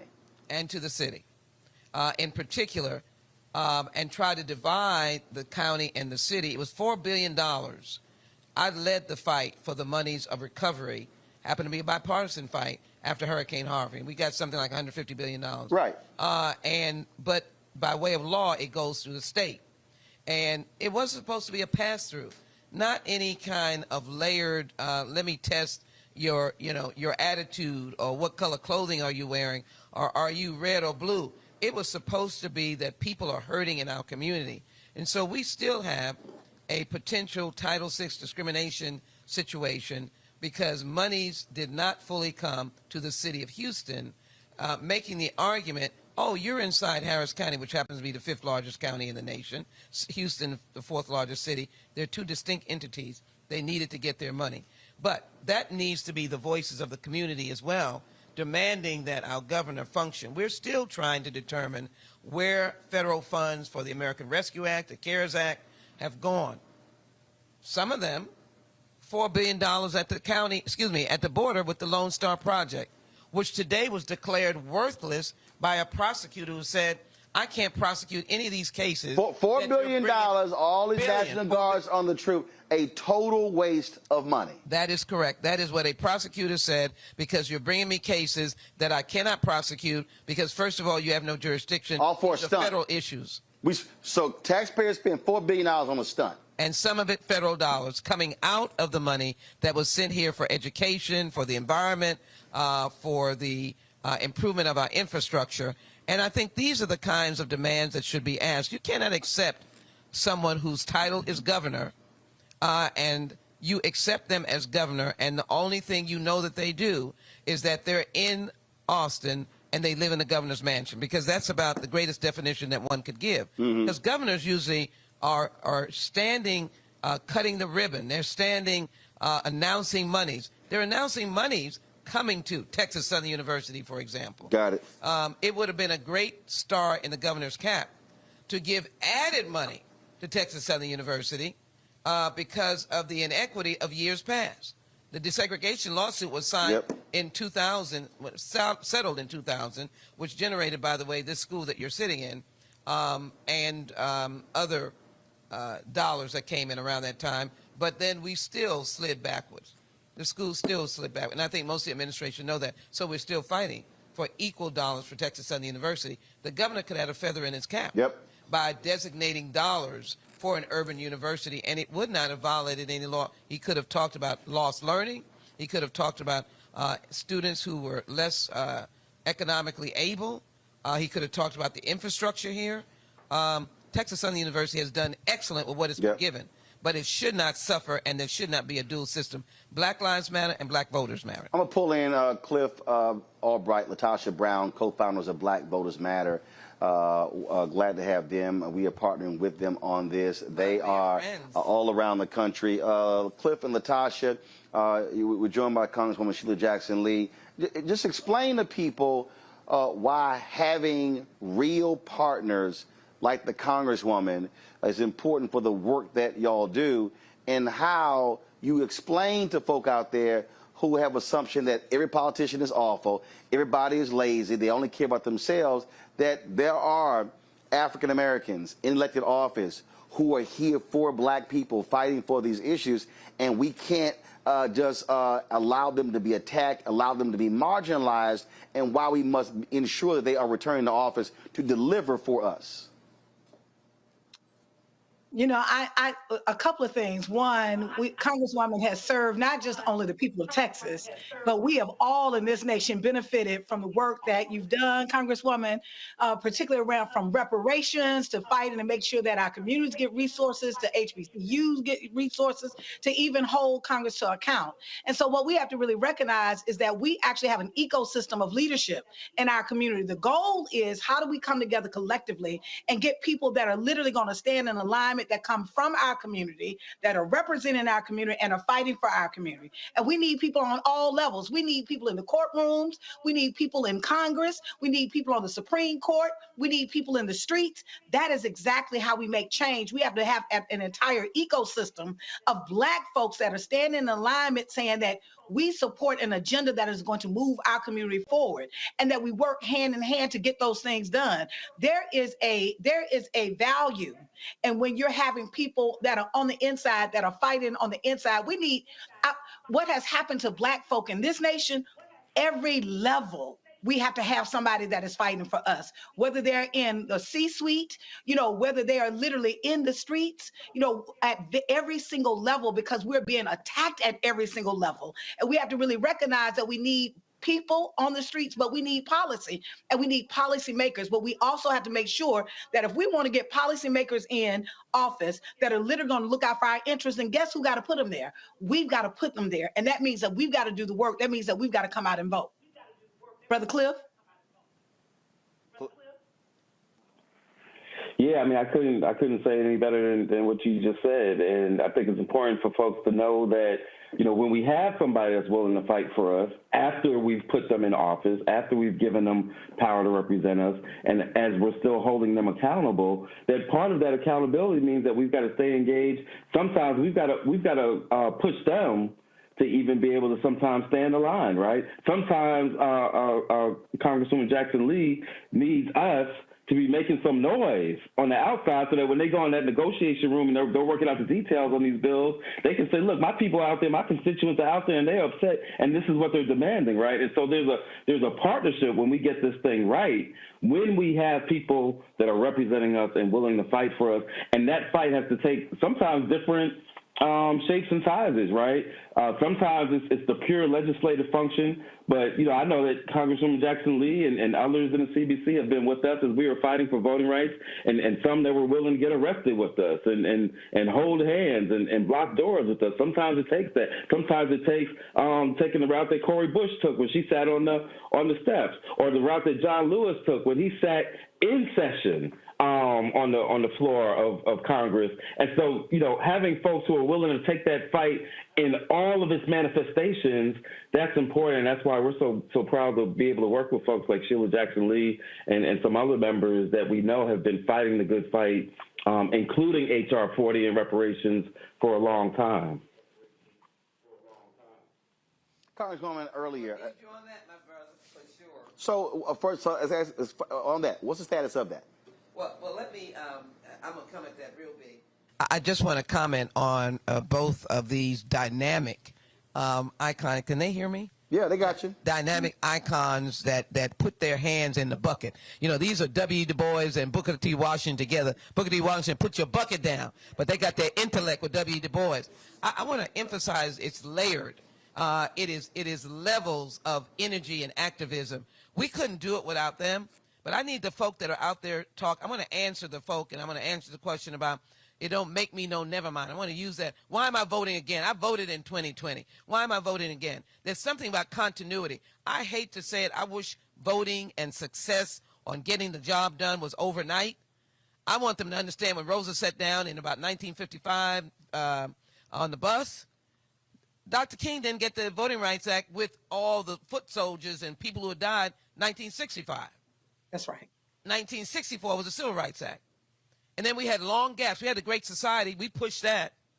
But there are long gaps because we keep going forward and keep going backwards. Don't give up on the vote because you got to keep pushing the agenda. Mm-hmm. And so I didn't finish all the stuff the Congressional Black Caucus said, the American Rescue Act, the CARES Act, but the CHIPS Act, chaired by an African-American woman, Eddie Bernice Johnson, the Science Committee. The CHIPS Act is when you folk couldn't get the chips for your phone. We are now giving billions of dollars to create jobs, to create our own chip, bring that manufacturing back in.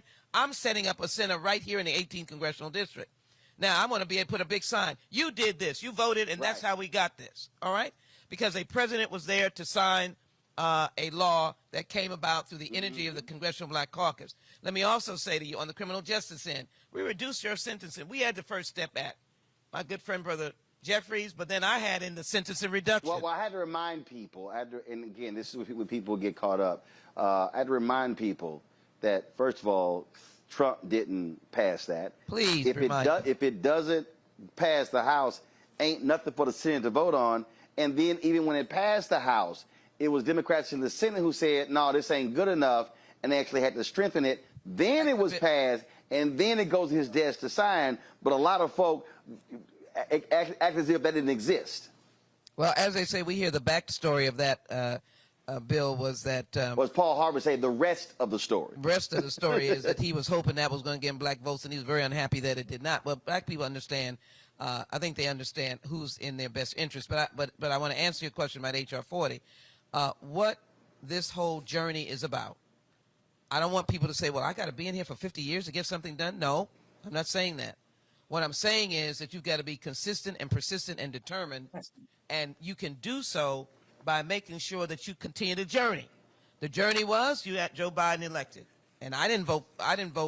My vote wasn't the one that got him elected. It was all of everybody's vote that got him elected, and particularly the energy of African Americans. Go back to Georgia and everywhere else. Now you got to continue the journey.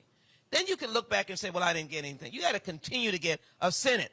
You got to continue to get a House in the hands of those who you think will listen to you. I always say, vote for the person that you can fuss at, and they'll call you back.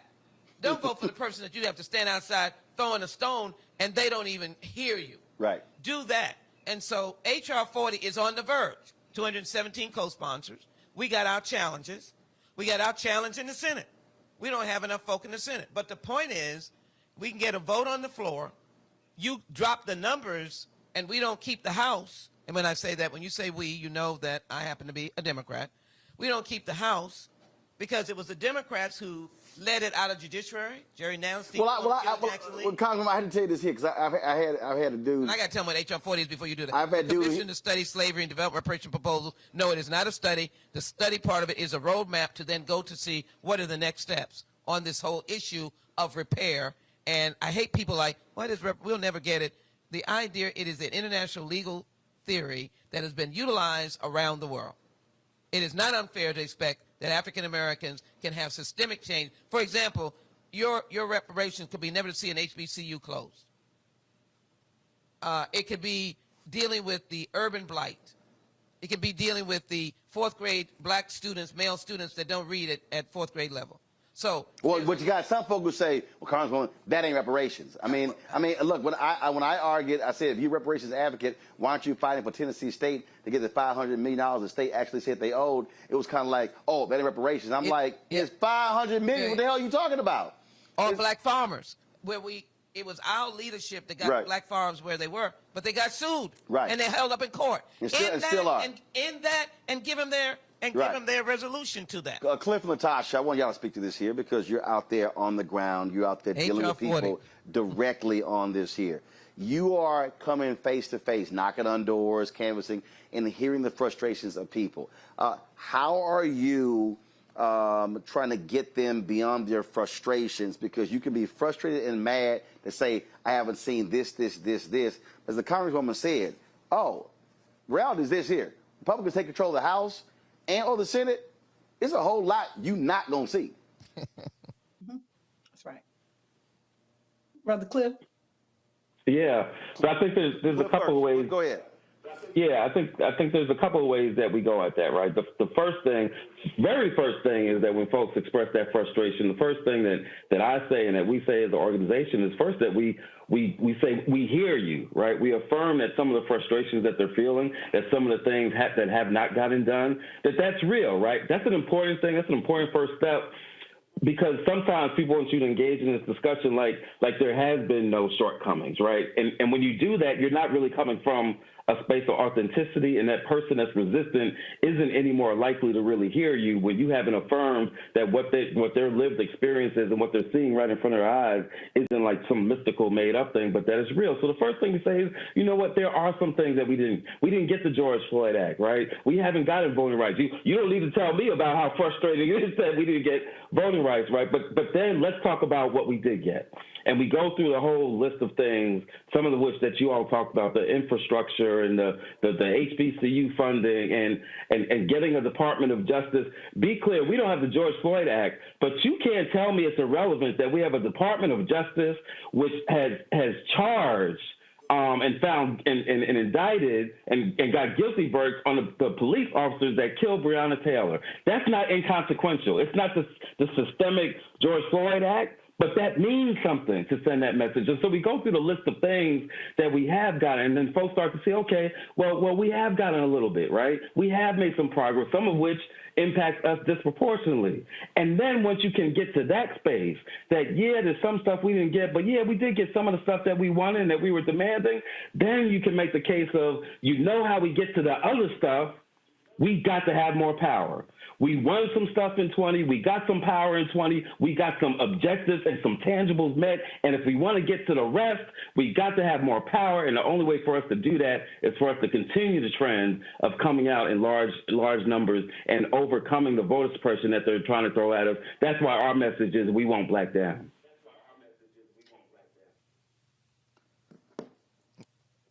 LaTosha, take it.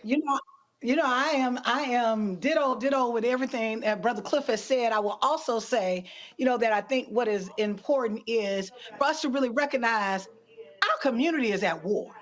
Like we can talk about kind of there's policy differences, but we're in a new era. This ain't a political era that we just talking about. There's these policy differences between two parties. There is one party that is in office right now that is fundamentally trying to kill us. Right. And that is not hyperbole.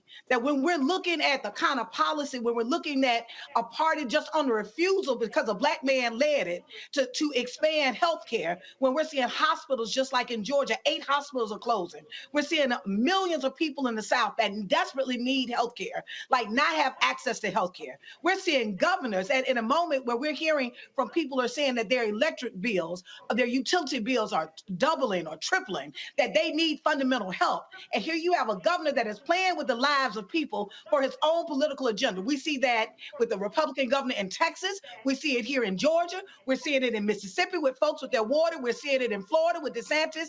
It is a strategy for the Republicans to literally be able to use whatever they can to exploit the pain, to be able to use whatever it is that they can, and at the expense of even killing people if it's about them advancing their agenda. And so I think we have to really recognize what time it is. At this point, there has to be no space and no room for any party that coddles white supremacy.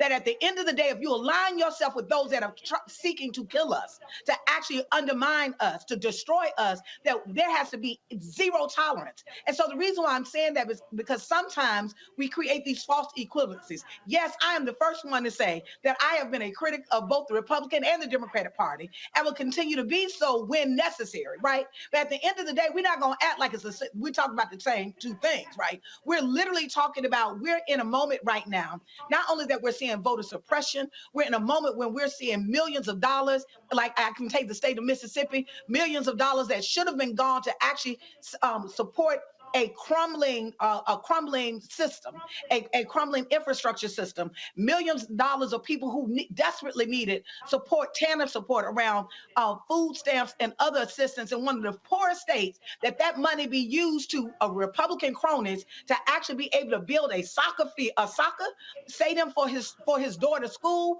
That is what we're seeing, widespread fraud and corruption at the expense of literally Black pain. And so we've got to really know what it is we're up against and what we're fighting.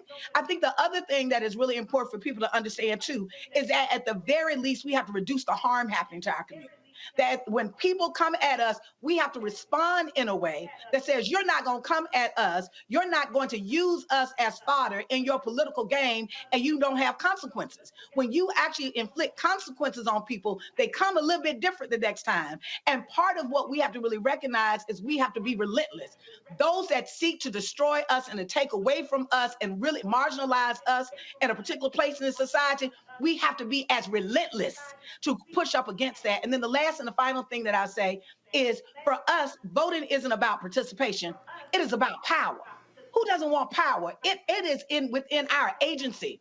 If anybody is making a decision, I say this often, about me and my family, I should be a part of that decision-making process. The bottom line is, whether you like politics or not, every single aspect of your life is impacted by politics. You cannot go and get a job and it is not literally, but some policy is actually framing that or managing that. You can't go buy a home. Every single aspect of our lives at this point is actually managed. In some way, it's in the context public policy touches that.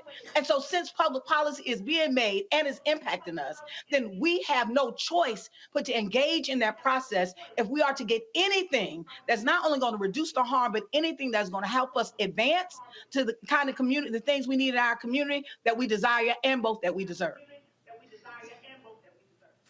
Congresswoman, final comment. Well, let me say that I have soaked up both Clif and LaTosha, power, agitation, avocation, and never given up the fight. But it is matched by the legislative actions that come about in our halls of Congress and legislatures, council seats, and otherwise. I need black folk to realize that they need to grab all of it, that they are, as citizens of the United States and freed slaves, the descendants of those who put down, if you will, their power in the soil as slaves, to be recognized, to be rewarded, never, until this time, that they take their rightful place and never take a step back from both the participation and the power. Out of that comes results. And if you continue, then what we have not gotten, voting rights, and let me pay tribute to Judge Ketanji Brown Jackson, as I said in the United States Supreme Court, where she gave a lesson to the other jurors, justices, to realize they have no out but to rule in favor of the plaintiffs in that Alabama case, which is to say that voting rights will be protected. But we're not finished. We need participation and power to get the Voting Rights Act passed, named the John Robert Lewis Voting Rights Act, a CBC product out of Terry Sewell, who comes out of Alabama. And then we did not get the law passed by legislature or legislation of the George Floyd Police and Justice Act. But we got an executive order, but we're not finished because you have to get a law. And so why are we voting? You're voting so that you insist that there is a concrete voting rights law passed. You insist that we don't have to go hat in hand to the Supreme Court just to be able to vote. You insist that you can get a drink of water on a voting line. You insist that you have an overall Police and Justice Act in the United States that covers Minnesota, Mississippi, New York, Texas, and beyond. And so the idea of this election here in Texas, I've got to mention Beto O'Rouke, compassionate, caring, listening. What do we have as a contrast? Don't think that doesn't touch your very pocketbook, your very home, your loved ones, and your future. And if you understand that black folk drive the cultural engine of this nation and the moral engine of this nation, and so goes the nation, so goes African Americans, so goes African Americans, so goes the nation, embracing other people of color. I don't want anybody to say we've left anyone out. But the point is that as those who, how should I say it, built this nation on the very essence of cotton picking, they built this nation. They created Wall Street, the commodities exchange. They built the White House. They built the United States Capitol. Their time is due. Their time is now. And that item that you use, along with agitation, right now we're having a trial, the first trial of a black woman in Houston, shot by an officer while she was in a mental health crisis, shot dead, point blank, not in the back, looking straight at her. You need to be in the mix to ensure that policing changes, that education changes, that the economic infrastructure changes, that banks change, that access to capital change, that small businesses change. How do you do that? You continue the journey. And you fight for H.R. 40. I need everybody fighting for H.R. 40. I'm determined for it not to be seen as something that will never come or that we don't need. You absolutely do need. Did you work over 200 years without compensation, without life insurance, without any kind of acknowledgement? Do you see disparities across America in our community? Yes, in 2022. And what we hope with a reparations construct, Tennessee would get their money. Black farmers would get their money. But also systems would change in policing, in education, in HBCU. So I finish on this note. It is a combination. It is not all one. It is not all those elected officials, all those public servants. I don't hear anything from them. It is getting there and insisting that they do. It is getting there and being heard. And it's agitation when needed. And as my brother and sister said, it is power. It is standing up when needed. It is taking a stand and never falling. And for, how should I say, for God's sakes, black folk, let's be united. We're all different. We're in different regions. But there's nothing stronger than the fists. Fingers on the hand, kind of weak. But you put the hand together and you make us as strong as we possibly can. We don't have to launch out at somebody else. We can just be strong on our agenda, our power, and the children that come behind us.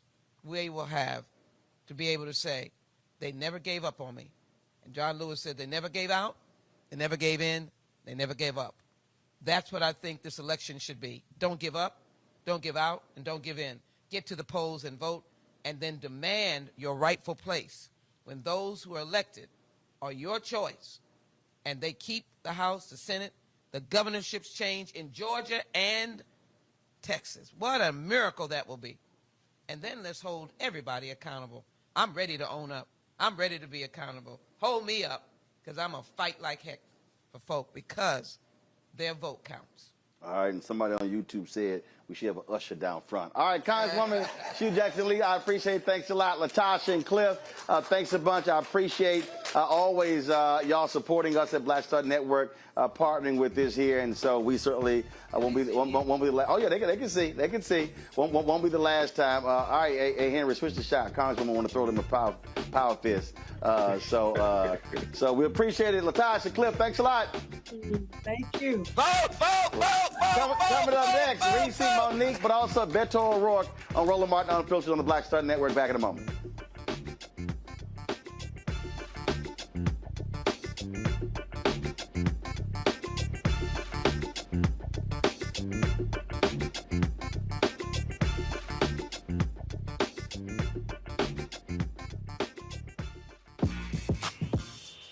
When we invest in ourselves, our glow, our vision, our vibe, we all shine. Together, we are black beyond measure. Hi, I'm Dr. Jackie Hood Martin, and I have a question for you. Ever feel as if your life is teetering and the weight and pressure of the world is consistently on your shoulders? Well, let me tell you, living a balanced life isn't easy. Join me each Tuesday on Black Star Network for A Balanced Life with Dr. Jackie. We'll laugh together, cry together, pull ourselves together, and cheer each other on. So join me for new shows each Tuesday on Black Star Network, A Balanced Life with Dr. Jackie. When we invest in ourselves, we all shine. Together, we are black beyond measure. Libraries empower the community with education. Liberia Economic Development Initiative, LEDI, is hosting the International Life Changers Awards and Liberia's Bicentennial to celebrate LEDI building the country's first modern public library and technology center. Join event host Roland Martin. Our honorees, Reverend Dr. Jamal Bryant, Zernona Clayton, Thomas Dorch Jr., Dana Lupton, Dr. Tammy Graysteele, on October 29th at the CNN Center, Atlanta. There are no public libraries in Liberia, but together we can change that. Get tickets at ledinow.org.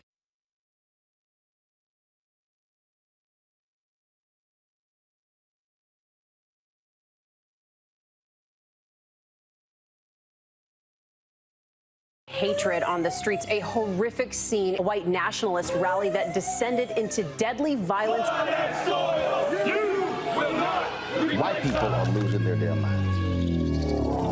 As an angry pro-Trump mob storms the U.S. Capitol, we've seen shooting. We're about to see the rise of what I call white minority resistance. We have seen white folks in this country who simply cannot tolerate black folks voting. I think what we're seeing is the inevitable result of violent denial. This is part of American history. Every time that people of color have made progress, whether real or symbolic, there has been what Carol Anderson at Emory University calls white rage as a backlash. This is the rise of the Proud Boys and the Boogaloo Boys. America, there's going to be more of this. Here's all the Proud Boys, guys. This country is getting increasingly racist in its behaviors and its attitudes because of the fear of white people. The fear that they're taking our jobs, they're taking our resources, they're taking our women. This is white fear.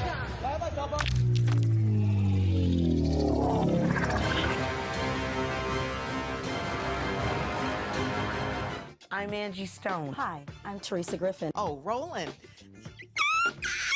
Hey, Roland, I am so disappointed that you are not here, first of all. Where's our dance? It's like we get a dance in every time I see you. And so now you're not here for me to dance with, sir. You and your ascot. I need it. I need that in my life right now.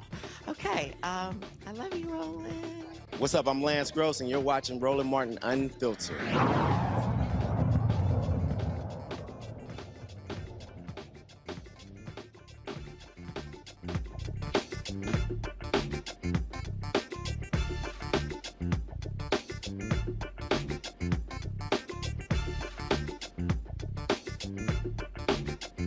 Ready?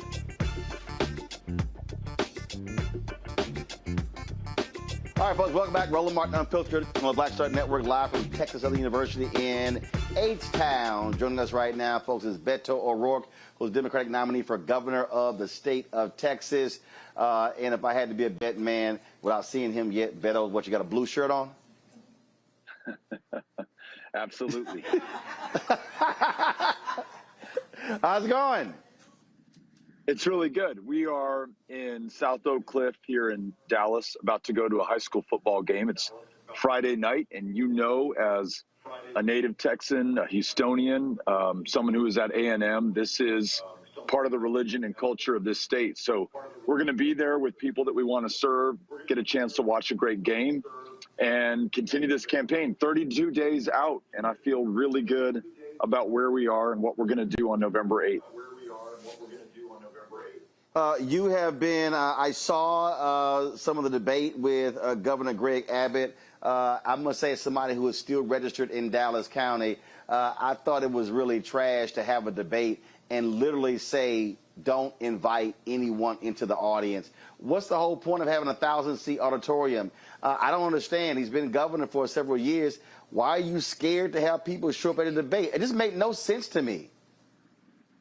He hasn't had one public event this entire year where any of his constituents who support him, oppose him, who just want to make sure that they can meet him or hold him accountable have been able to attend. I think you used the best word. He's scared of them.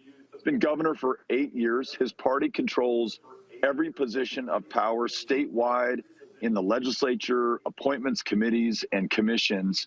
And I think his fear is based on the fact that he has so badly failed the state. The grid went out on his watch. It's still not fixed. The most extreme abortion ban in America without exception for rape or incest. Gun violence now the leading cause of death for kids and teenagers. And it's been 19 weeks, Roland, since Uvalde, and he hasn't done a thing to make it any less likely that that happens in any other classroom and in any other community in this state. So doesn't have much to run on or to say, is going to have a hard time defending that record. He's thinking that if he just hides in a bunker, he's going to be able to skate through or at least squeak by. But we're out here with the people, including those who don't always agree with us, and bringing them in. We were at your alma mater at A&M last week, had a huge turnout, filled an 800-person theater, and then there were hundreds of young people outside who could not get in. As you probably know, they removed the polling location from A&M because he is so afraid of those students voting in this election. And they lied. They actually say it's because of low turnout. Anybody knows that is one of the highest voter turnout locations in Brazos County. That's just a flat-out lie. Absolutely. It's the same thing that they tried to do at Prairie View, A&M, at TSU. I mean, this is across the state wherever young people are, because he knows that they will be the margin of victory in this election, and he's trying to keep them from voting. A lot of people criticized you in Uvalde when you challenged him and others at the news conference. Well, today, the entire Uvalde police force of the school district has been suspended. Well, this news in the Uvalde superintendent is announcing his retirement. All of that pressure from parents and others to demand reform is actually happening. And so what you have been advocating is that part of that reform is removing the folks in Austin who also have not responded to the needs of the people to do something about guns in this country and keeping our kids safe. That's right. And, you know, it's interesting, Roland, a couple of weeks ago in answering Gromer Jeffers and Julie Fine's questions on their political television show in Dallas, the governor about Uvalde said there should be accountability up and down the ballot. Now, I think he meant to say something else, but that's what came out, and it could not be more right. That accountability cannot just stop at the school district police force. It has to include the governor. There were 91 Texas Department of Public Safety troopers in that community on the other side of an unlocked door, some there for more than 70 minutes, who never went in, never did their job. And I think there are some token firings here and there, but until we know the full truth, there will not be accountability, there will not be justice. And that's what those parents and families in Uvalde expect. They're fighting for. They deserve it. Our victory will ensure that they get it, in addition to the action that we need to take to reduce the likelihood that that ever happens again to another community in any other part of the state. Look, when you look at the polls, you've closed the gap, but there's still more work to be done there. And the thing that jumps out for me, to be honest, is that there are people in this state who believe, look, at the end of the day, look, Republicans are going to keep controlling this. And so, what are you saying to the people who are doubting that Texas can actually put a Democrat back in the governor's mansion? How do you reach these Republicans, these conservatives in this state who are freezing, some who died when we had the winter storm because of the Texas grid, and then the governor, frankly, allowed those electric companies to keep charging folks high rates, and still the grid has not been fixed? What are you saying to them to get through, folks? Against using Donald Trump, when he said to black people, what the hell you got to lose? You're absolutely right. You look at the higher utility bills that we are now paying because of Greg Abbott, $45 more per ratepayer on average, the $20 billion increase in property taxes. Roland, today in Texas, on average, we are paying more in taxes than people are in California. And it used to be the other way around, and there was this whole idea that there was tax flight from California to Texas. It may now start moving in the other direction. He's the single greatest driver of inflation in the state, and his extremism, whether on abortion, on guns, on CRT, and trying to scare people about our own history and drive even more teachers out of the classroom, it is making us less competitive for business, for capital, for talent, and we're going to have our lunch eaten by other states and other countries. But there's this also, beyond the disaffected Republican and independent, who I know we can bring over, especially after I saw the focus group results following the debate last Friday. As you know, because you've been very powerful and eloquent on this, there are millions of functionally disenfranchised voters in Texas, more polling places closed in this state than in any other. That 6-hour line that we'll see on Election Day just outside of TSU, it's not just that people are so hungry to vote, it's that the polling places have been closed in other parts of that neighborhood, forcing the indignity upon our fellow Texans of a 6-hour wait. And for everyone who can wait 6 hours to vote, we know there are a lot who are working too hard or raising their kids or taking care of their folks or just say, the hell with that. I'm not doing that in my own democracy.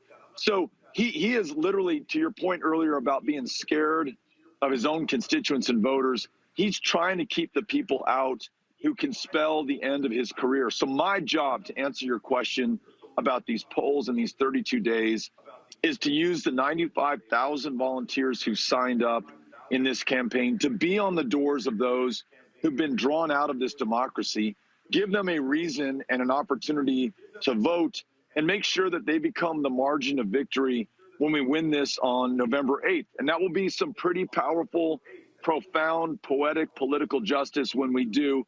And it will be those who were not supposed to participate who bring it home at the end of the day. Well, look, a lot of times they'll say, well, as journalists, we cannot get involved in certain things. I tell folks, well, I'm a journalist, but also I own my company, so I can do what the hell I want to do. I've got 13 nieces and nephews, and so this election is about their future as well. So whatever you need me to do, let me know, because I've been clear. I tweeted Abbott and Dan Patrick directly. They are horrible for this state. And frankly, it's time for them to go. And we certainly need someone like you in that governor's mansion. And so we appreciate you coming on the show.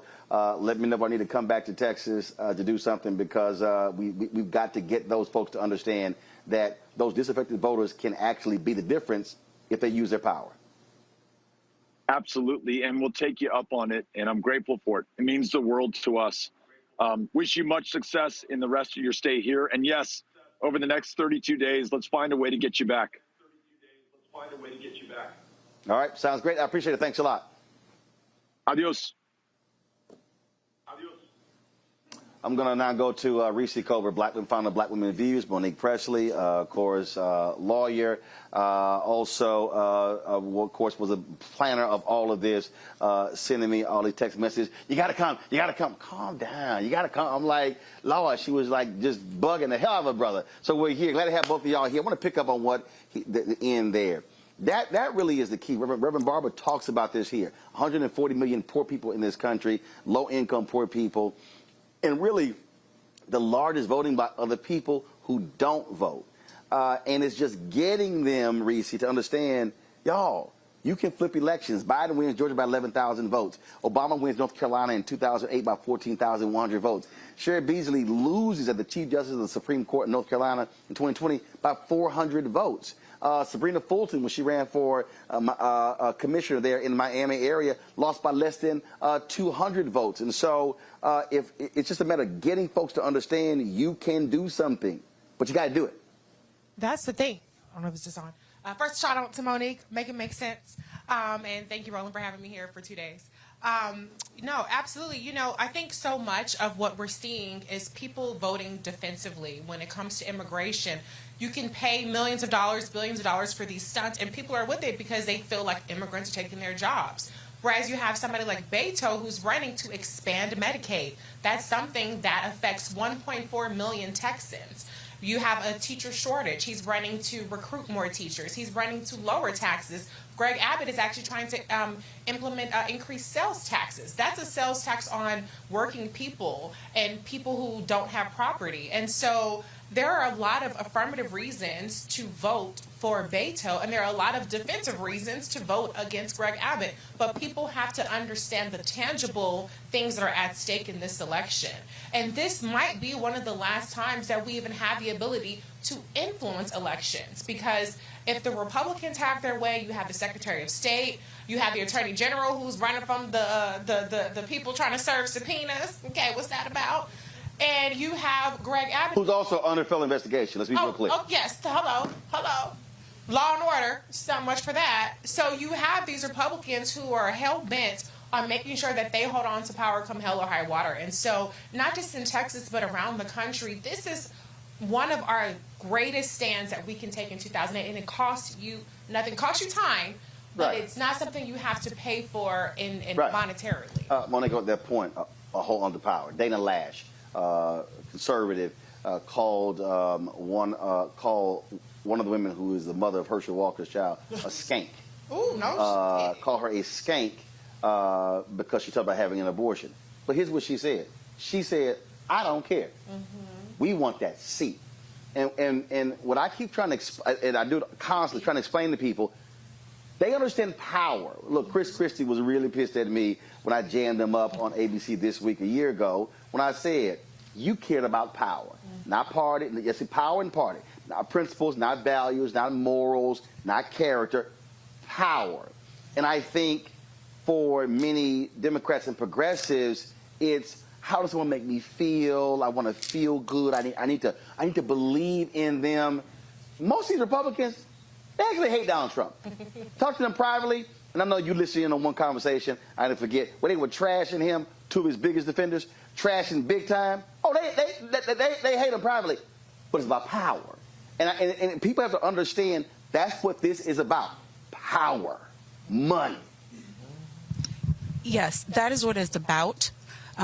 But to your point, getting us to know that it's possible for us to have it, to access it, to utilize it, and that one of the ways that we can do that is through the vote. Those are the steps. And when we have been for generations marginalized, and when we have been imprisoned, not just through chains or through shackles, but then later through finance, then later through health, and then it ends up where it's in your mind. They talk in psychology about the fact that the vestiges of slavery are not just in our finances, it's running through our DNA. It affects the manner in which we think about ourselves. I know that's in H.R. 40 because my congressman right here will tell you that part of what they're trying to do with the legislation is get us the mental health that we need. So if that's where we are, and if that's what we're facing, then it's stuff like this that shows us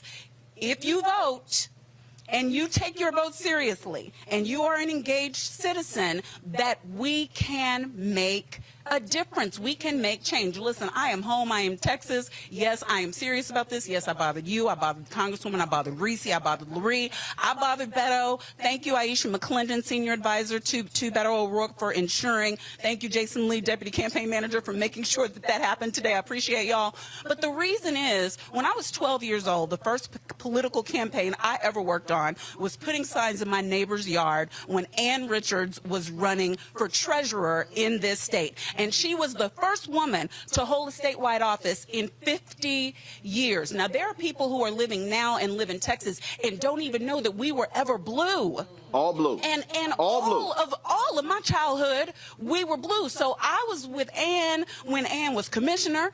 I was putting signs in at 12 years old for a 1983 race when she became treasurer. I watched her become governor, and now her daughter has run nationwide organizations. Listen, the same legacy that enables Reese to sit here, the same legacy of this building that is named after Barbara Jordan and Mickey Leland for the seat that our esteemed Congresswoman is sitting right here holding, that legacy is in the vote. It's in the vote. And so for me, I believe that if there's any single person we can convince that it is worth it to stand, and if we have organizations like Black Voters Matter who will show up for Black media, show up for voters and give us comfort food if they let us, we'll get on a bus and go across the nation, then I think that is work well done. So I thank you, Roland, for letting us be here today and do it. You use the word tangibles, Reese, and I hear all these folk out here yelling, hollering, screaming tangibles. And when I was on the Breakfast Club, we recorded the interview on Tuesday. It ran today. And I had to walk folk through that. And I said, first of all, to all of these simple Simons out there who are yelling tangibles, first of all, a candidate can only make a promise. Mm-hmm. This is what I will do to fight for this if you elect me. Right. But then if they win, it's now called math. Mm. So for all the folk who are hollering about reparations, you need 218 votes in the House for it to pass. Not 210, not 195, 218. Now, if it's another issue on a school board, let's say you got 9 school board members, you elect 1, you need 4 more votes. It's math. It's math. It's math. You need majority. Yeah. City council, you need majority. And so you can say, I'm demanding this. A person can promise it, but they have to first get elected, which means that it's kind of stupid to say, I demand tangibles, but I'm not going to vote. Unless I get tangibles. You can't get it if you don't vote. Right, the math ain't mathing. But then, after the election is over, there's some work that you have to do because they can't do it by themselves. When you have other people, we're seeing it in the United States Senate. People propose like, we need this. It's 50-50. Mm-hmm. One person can go, no, and that's the reality. And so That to me is what is crazy when I hear these people who have no understanding of politics, who just, frankly, they're just whining and complaining. And so I tell people, you want tangibles, you have to ensure the person is elected, which means you kind of got to vote. Absolutely. And, you know, one of the craziest things I hear people say is, we've been giving Democrats our votes all these years. What have we got from Democrats? Okay, but let's talk about your particular state. Because in your state, who has the power? Is it the Democrats that have the power, or is it the Republicans that have the power? In Texas, Republicans have the power. They have the trifecta. Beto would be a defensive mechanism. He would be an offensive mechanism. In Florida, DeSantis is basically an autocrat down there. He has the Supreme Court. He has the legislature. In Georgia, Kemp has the power. Republicans have the power. In Wisconsin, Republicans have the power because they've gerrymandered the thing to hell. And Tony Evers is playing defense on there. In Pennsylvania, Republicans have the power in the legislature, but the Democrat is in the governorship. And Attorney General. Hello. So when you talk about what our votes are getting, hey, we need to keep voting. But also recognize that sometimes our votes alone don't do it, because you have to win, okay? And so we can vote for the Democrats if they're not the ones in power and they're holding the wrong people accountable. And even if the Democrat doesn't win, you got to give the Republican hell who is in office, because you're still a constituent. Exactly. You can't say, oh, well, I ain't going to say nothing for 4 years. No, we got to be showing up and that behind. That's why I want to talk about Tennessee. Mm-hmm. They control the legislature. Their own committee says Tennessee State has been shorted $500 million. But then you have these weak folk, and I ain't even going to say his name, but he's ridiculous. They took offense when I said, where y'all FBA B1 ADOS people? Where's your rally fight for Tennessee State? Right. And well, that ain't reparations. Oh, but you couldn't even figure out how to get a permit in Washington, D.C. Yeah, that's petty.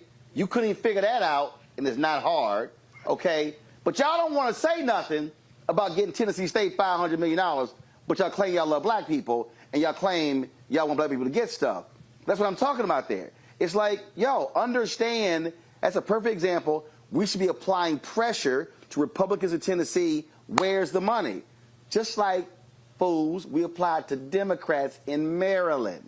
The governor was holding it up, but you had some Republican governor, but you had some Democrats in the legislature who didn't make it a priority. Until the Black Caucus said, you know what, ain't nothing moving till we approve this settlement. That's how the 4 HBCUs got the $577 million settlement. And so it's getting people to understand that even if our person we want not there, you still give them hell. We should be rolling up in Austin telling Abbott, Dan Patrick, when he's speaking around Houston, all y'all folk roll up on him and say, oh, we still constituents. You represent us, because what they've done is they've said, oh, black people, we don't care about y'all. We going to govern for these people over here. That's also how we got to be challenging folks. And can I just say one more thing on this topic, because, we have Congresswoman Sheila Jackson Lee here. There's so much more smoke for her and the CBC on the issue of reparations. I've looked at the social media traffic. Where's the ad towards Rand Paul? Where's the ad towards Mitch McConnell? Where's the ads towards Kevin McCarthy? They aren't there. Where's the ads towards Herschel Walker, who said that reparations is basically a sin? But all these people, we're going to vote for Herschel Walker. Herschel Walker will win. Oh, no, I had one dude who tweeted me. He said, I'm voting for Kemp and Walker until we get reparations. And I went. I said, can you please show me an example where either one has actually supported the issue? And then I had this other dude who was like, Roland, all you do is shield for these Democrats, cut the check. And I responded, I said, can you please show me one Republican in Congress who supports your initiative? I said, now I'm confused. So you're trashing Democrats, who is your only pathway to the money. Right. I said, I'm just saying that's kind of dumb. I said, now, if you're opposing a Democrat who doesn't support it, that's different. I said, but you literally are trashing the very people who are advancing it. And then I get this one. Well, H.R. 40, that ain't nothing this week. Okay, so please show me what's your option. See, that's the other deal. I just fundamentally believe that a number of these folks are agents. Oh, yeah, 100%. Trolls. They hate anything and everything, and all they actually are about are clicks and grifting and attention. And feel free for y'all to make more videos about me, because my audience is bigger than yours anyway. And y'all combined. You can tell it's 8 o'clock. So go ahead. But the issue is the perception about the vote, right? There you go. Because what you're saying is they're saying, well, I'm not going to vote for them. I'm going to vote for Kemp, and I'm going to vote for this one, as if Stacey is the one who's not going to be okay if she doesn't become governor. As if Joe Biden is no longer president of the United States, he's going to be on the struggle bus. As if the VP, if we don't support the VP, won't be able to feed her family. They're looking at their vote as if it is something that is doing someone else a favor, not as a control point, an access to power where you place a demand for the things that you want. If President Biden doesn't remain president, it hurts my family, not his. I mean, nobody wants any of those other options, but I've got young children. You know, I've got teens. I want my grandchildren to be okay. So when I'm voting, I'm not thinking about doing President Biden a favor by giving him 4 more years in the White House. I'm thinking about doing my children a favor by giving them an opportunity at clean air. Yep. So I would encourage people to think about your vote as an access point, your vote as power, and your vote as money. It's like sitting at the table and saying, I don't eat broccoli. I don't eat broccoli, but you're willing to vote for somebody who's only going to feed you broccoli. And they're going to keep feeding it to you until you either starve and die or until you decide you like it. And so what we're seeing right now in the ADOS land is people who've decided they liked it, and that's as far as I'm going to go. I hate broccoli. Give me cabbage. All right, that is it for us. First of all, when is the voter registration deadline in Texas? Tuesday. It is this Tuesday, the 11th of October, and you cannot register to vote online. You cannot postmark it a day later. You have to have it either in a voter registration box or you have to have it in a mailbox postmarked for the 11th. So please, and it requires you to know your county when you put it on there. So you can go to vote.org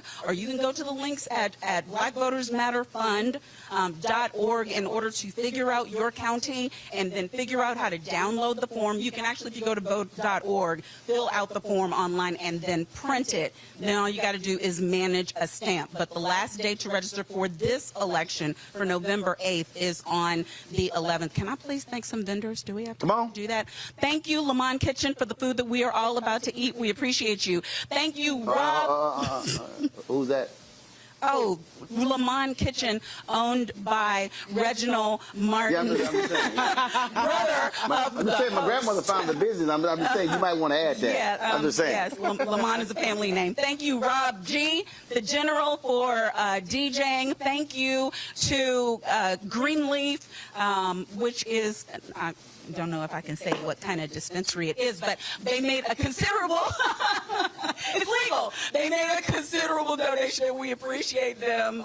Thank you to Reese Lurie, to every guest who was on here, to Congresswoman Sheila Jackson Lee, Beto, Jesus, everybody. I appreciate y'all. Okay.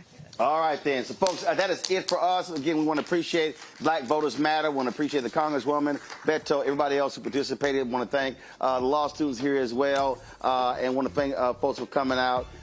Young brother right here walking, he's like, my mama watch your show every day. See? That's why I keep telling y'all. See, when mamas and daddies watch, they make their kids watch.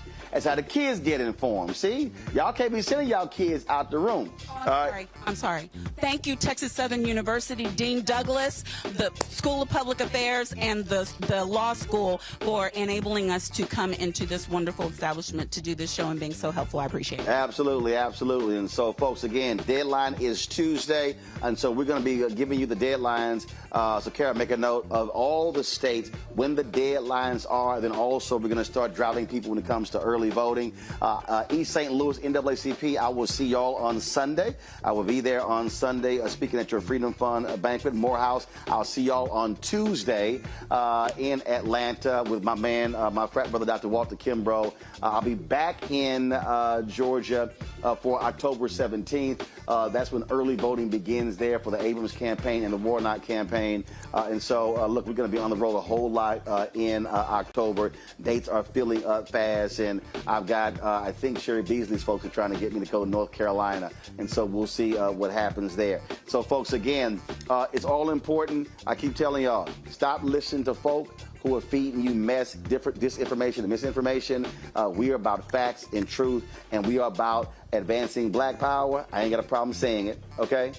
So that's how we do it here. And so please support us in what we do. So first, download the Black Star Network app, okay? Download it on every device that you have, Apple phone, Android phone, Apple TV, Android TV, Roku, Amazon Fire TV, Xbox One, Samsung Smart TV. In about 3 weeks, our 24-hour streaming channel will be live. And Amazon's the first one. They wanted us bad, so we're going to be launching that. And on election night, November 8th, we're going to have a minimum of 6 hours of live coverage that night. So that's what you can do when you own it. So y'all ain't got to waste your time going to CNN, MSNBC. You are guaranteed to see black people on election night on my show.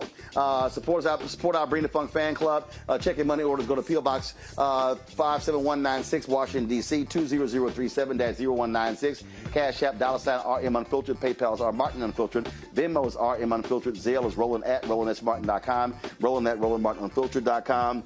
And, of course, you can also get your copy of White Fear, How the Browning of America is Making White Folks Lose Their Minds. Get it on all bookstores, Amazon, Barnes & Noble. Books A Million, Target. Also order from your favorite black bookstore. And, of course, you can also download it on Audible as well. And so if y'all get it, have it with you. You see me in airports like the other day, trust me, I'll go ahead and sign the book while you're there. And let me shout out last night. We were in Swainsboro, Georgia, 2.5 hours from Atlanta. And shout out to Daphne Moses. Daphne was like, she's like, look, I ain't doing no Cash App. I ain't sending no money order. She walked up and gave me her money. And so, Daphne, I appreciate that. Thank you so very much. We end the show every Friday, of course, running a list of names of people who support the show. Thank you so very much. And again, thank the folks at TSU. Always good to be back home here in the Trade 3rd Ward. All right, folks, I will see y'all on Monday. Where will I be? I'll be back in D.C., but I'll see you in Atlanta on Tuesday. We out. Holla!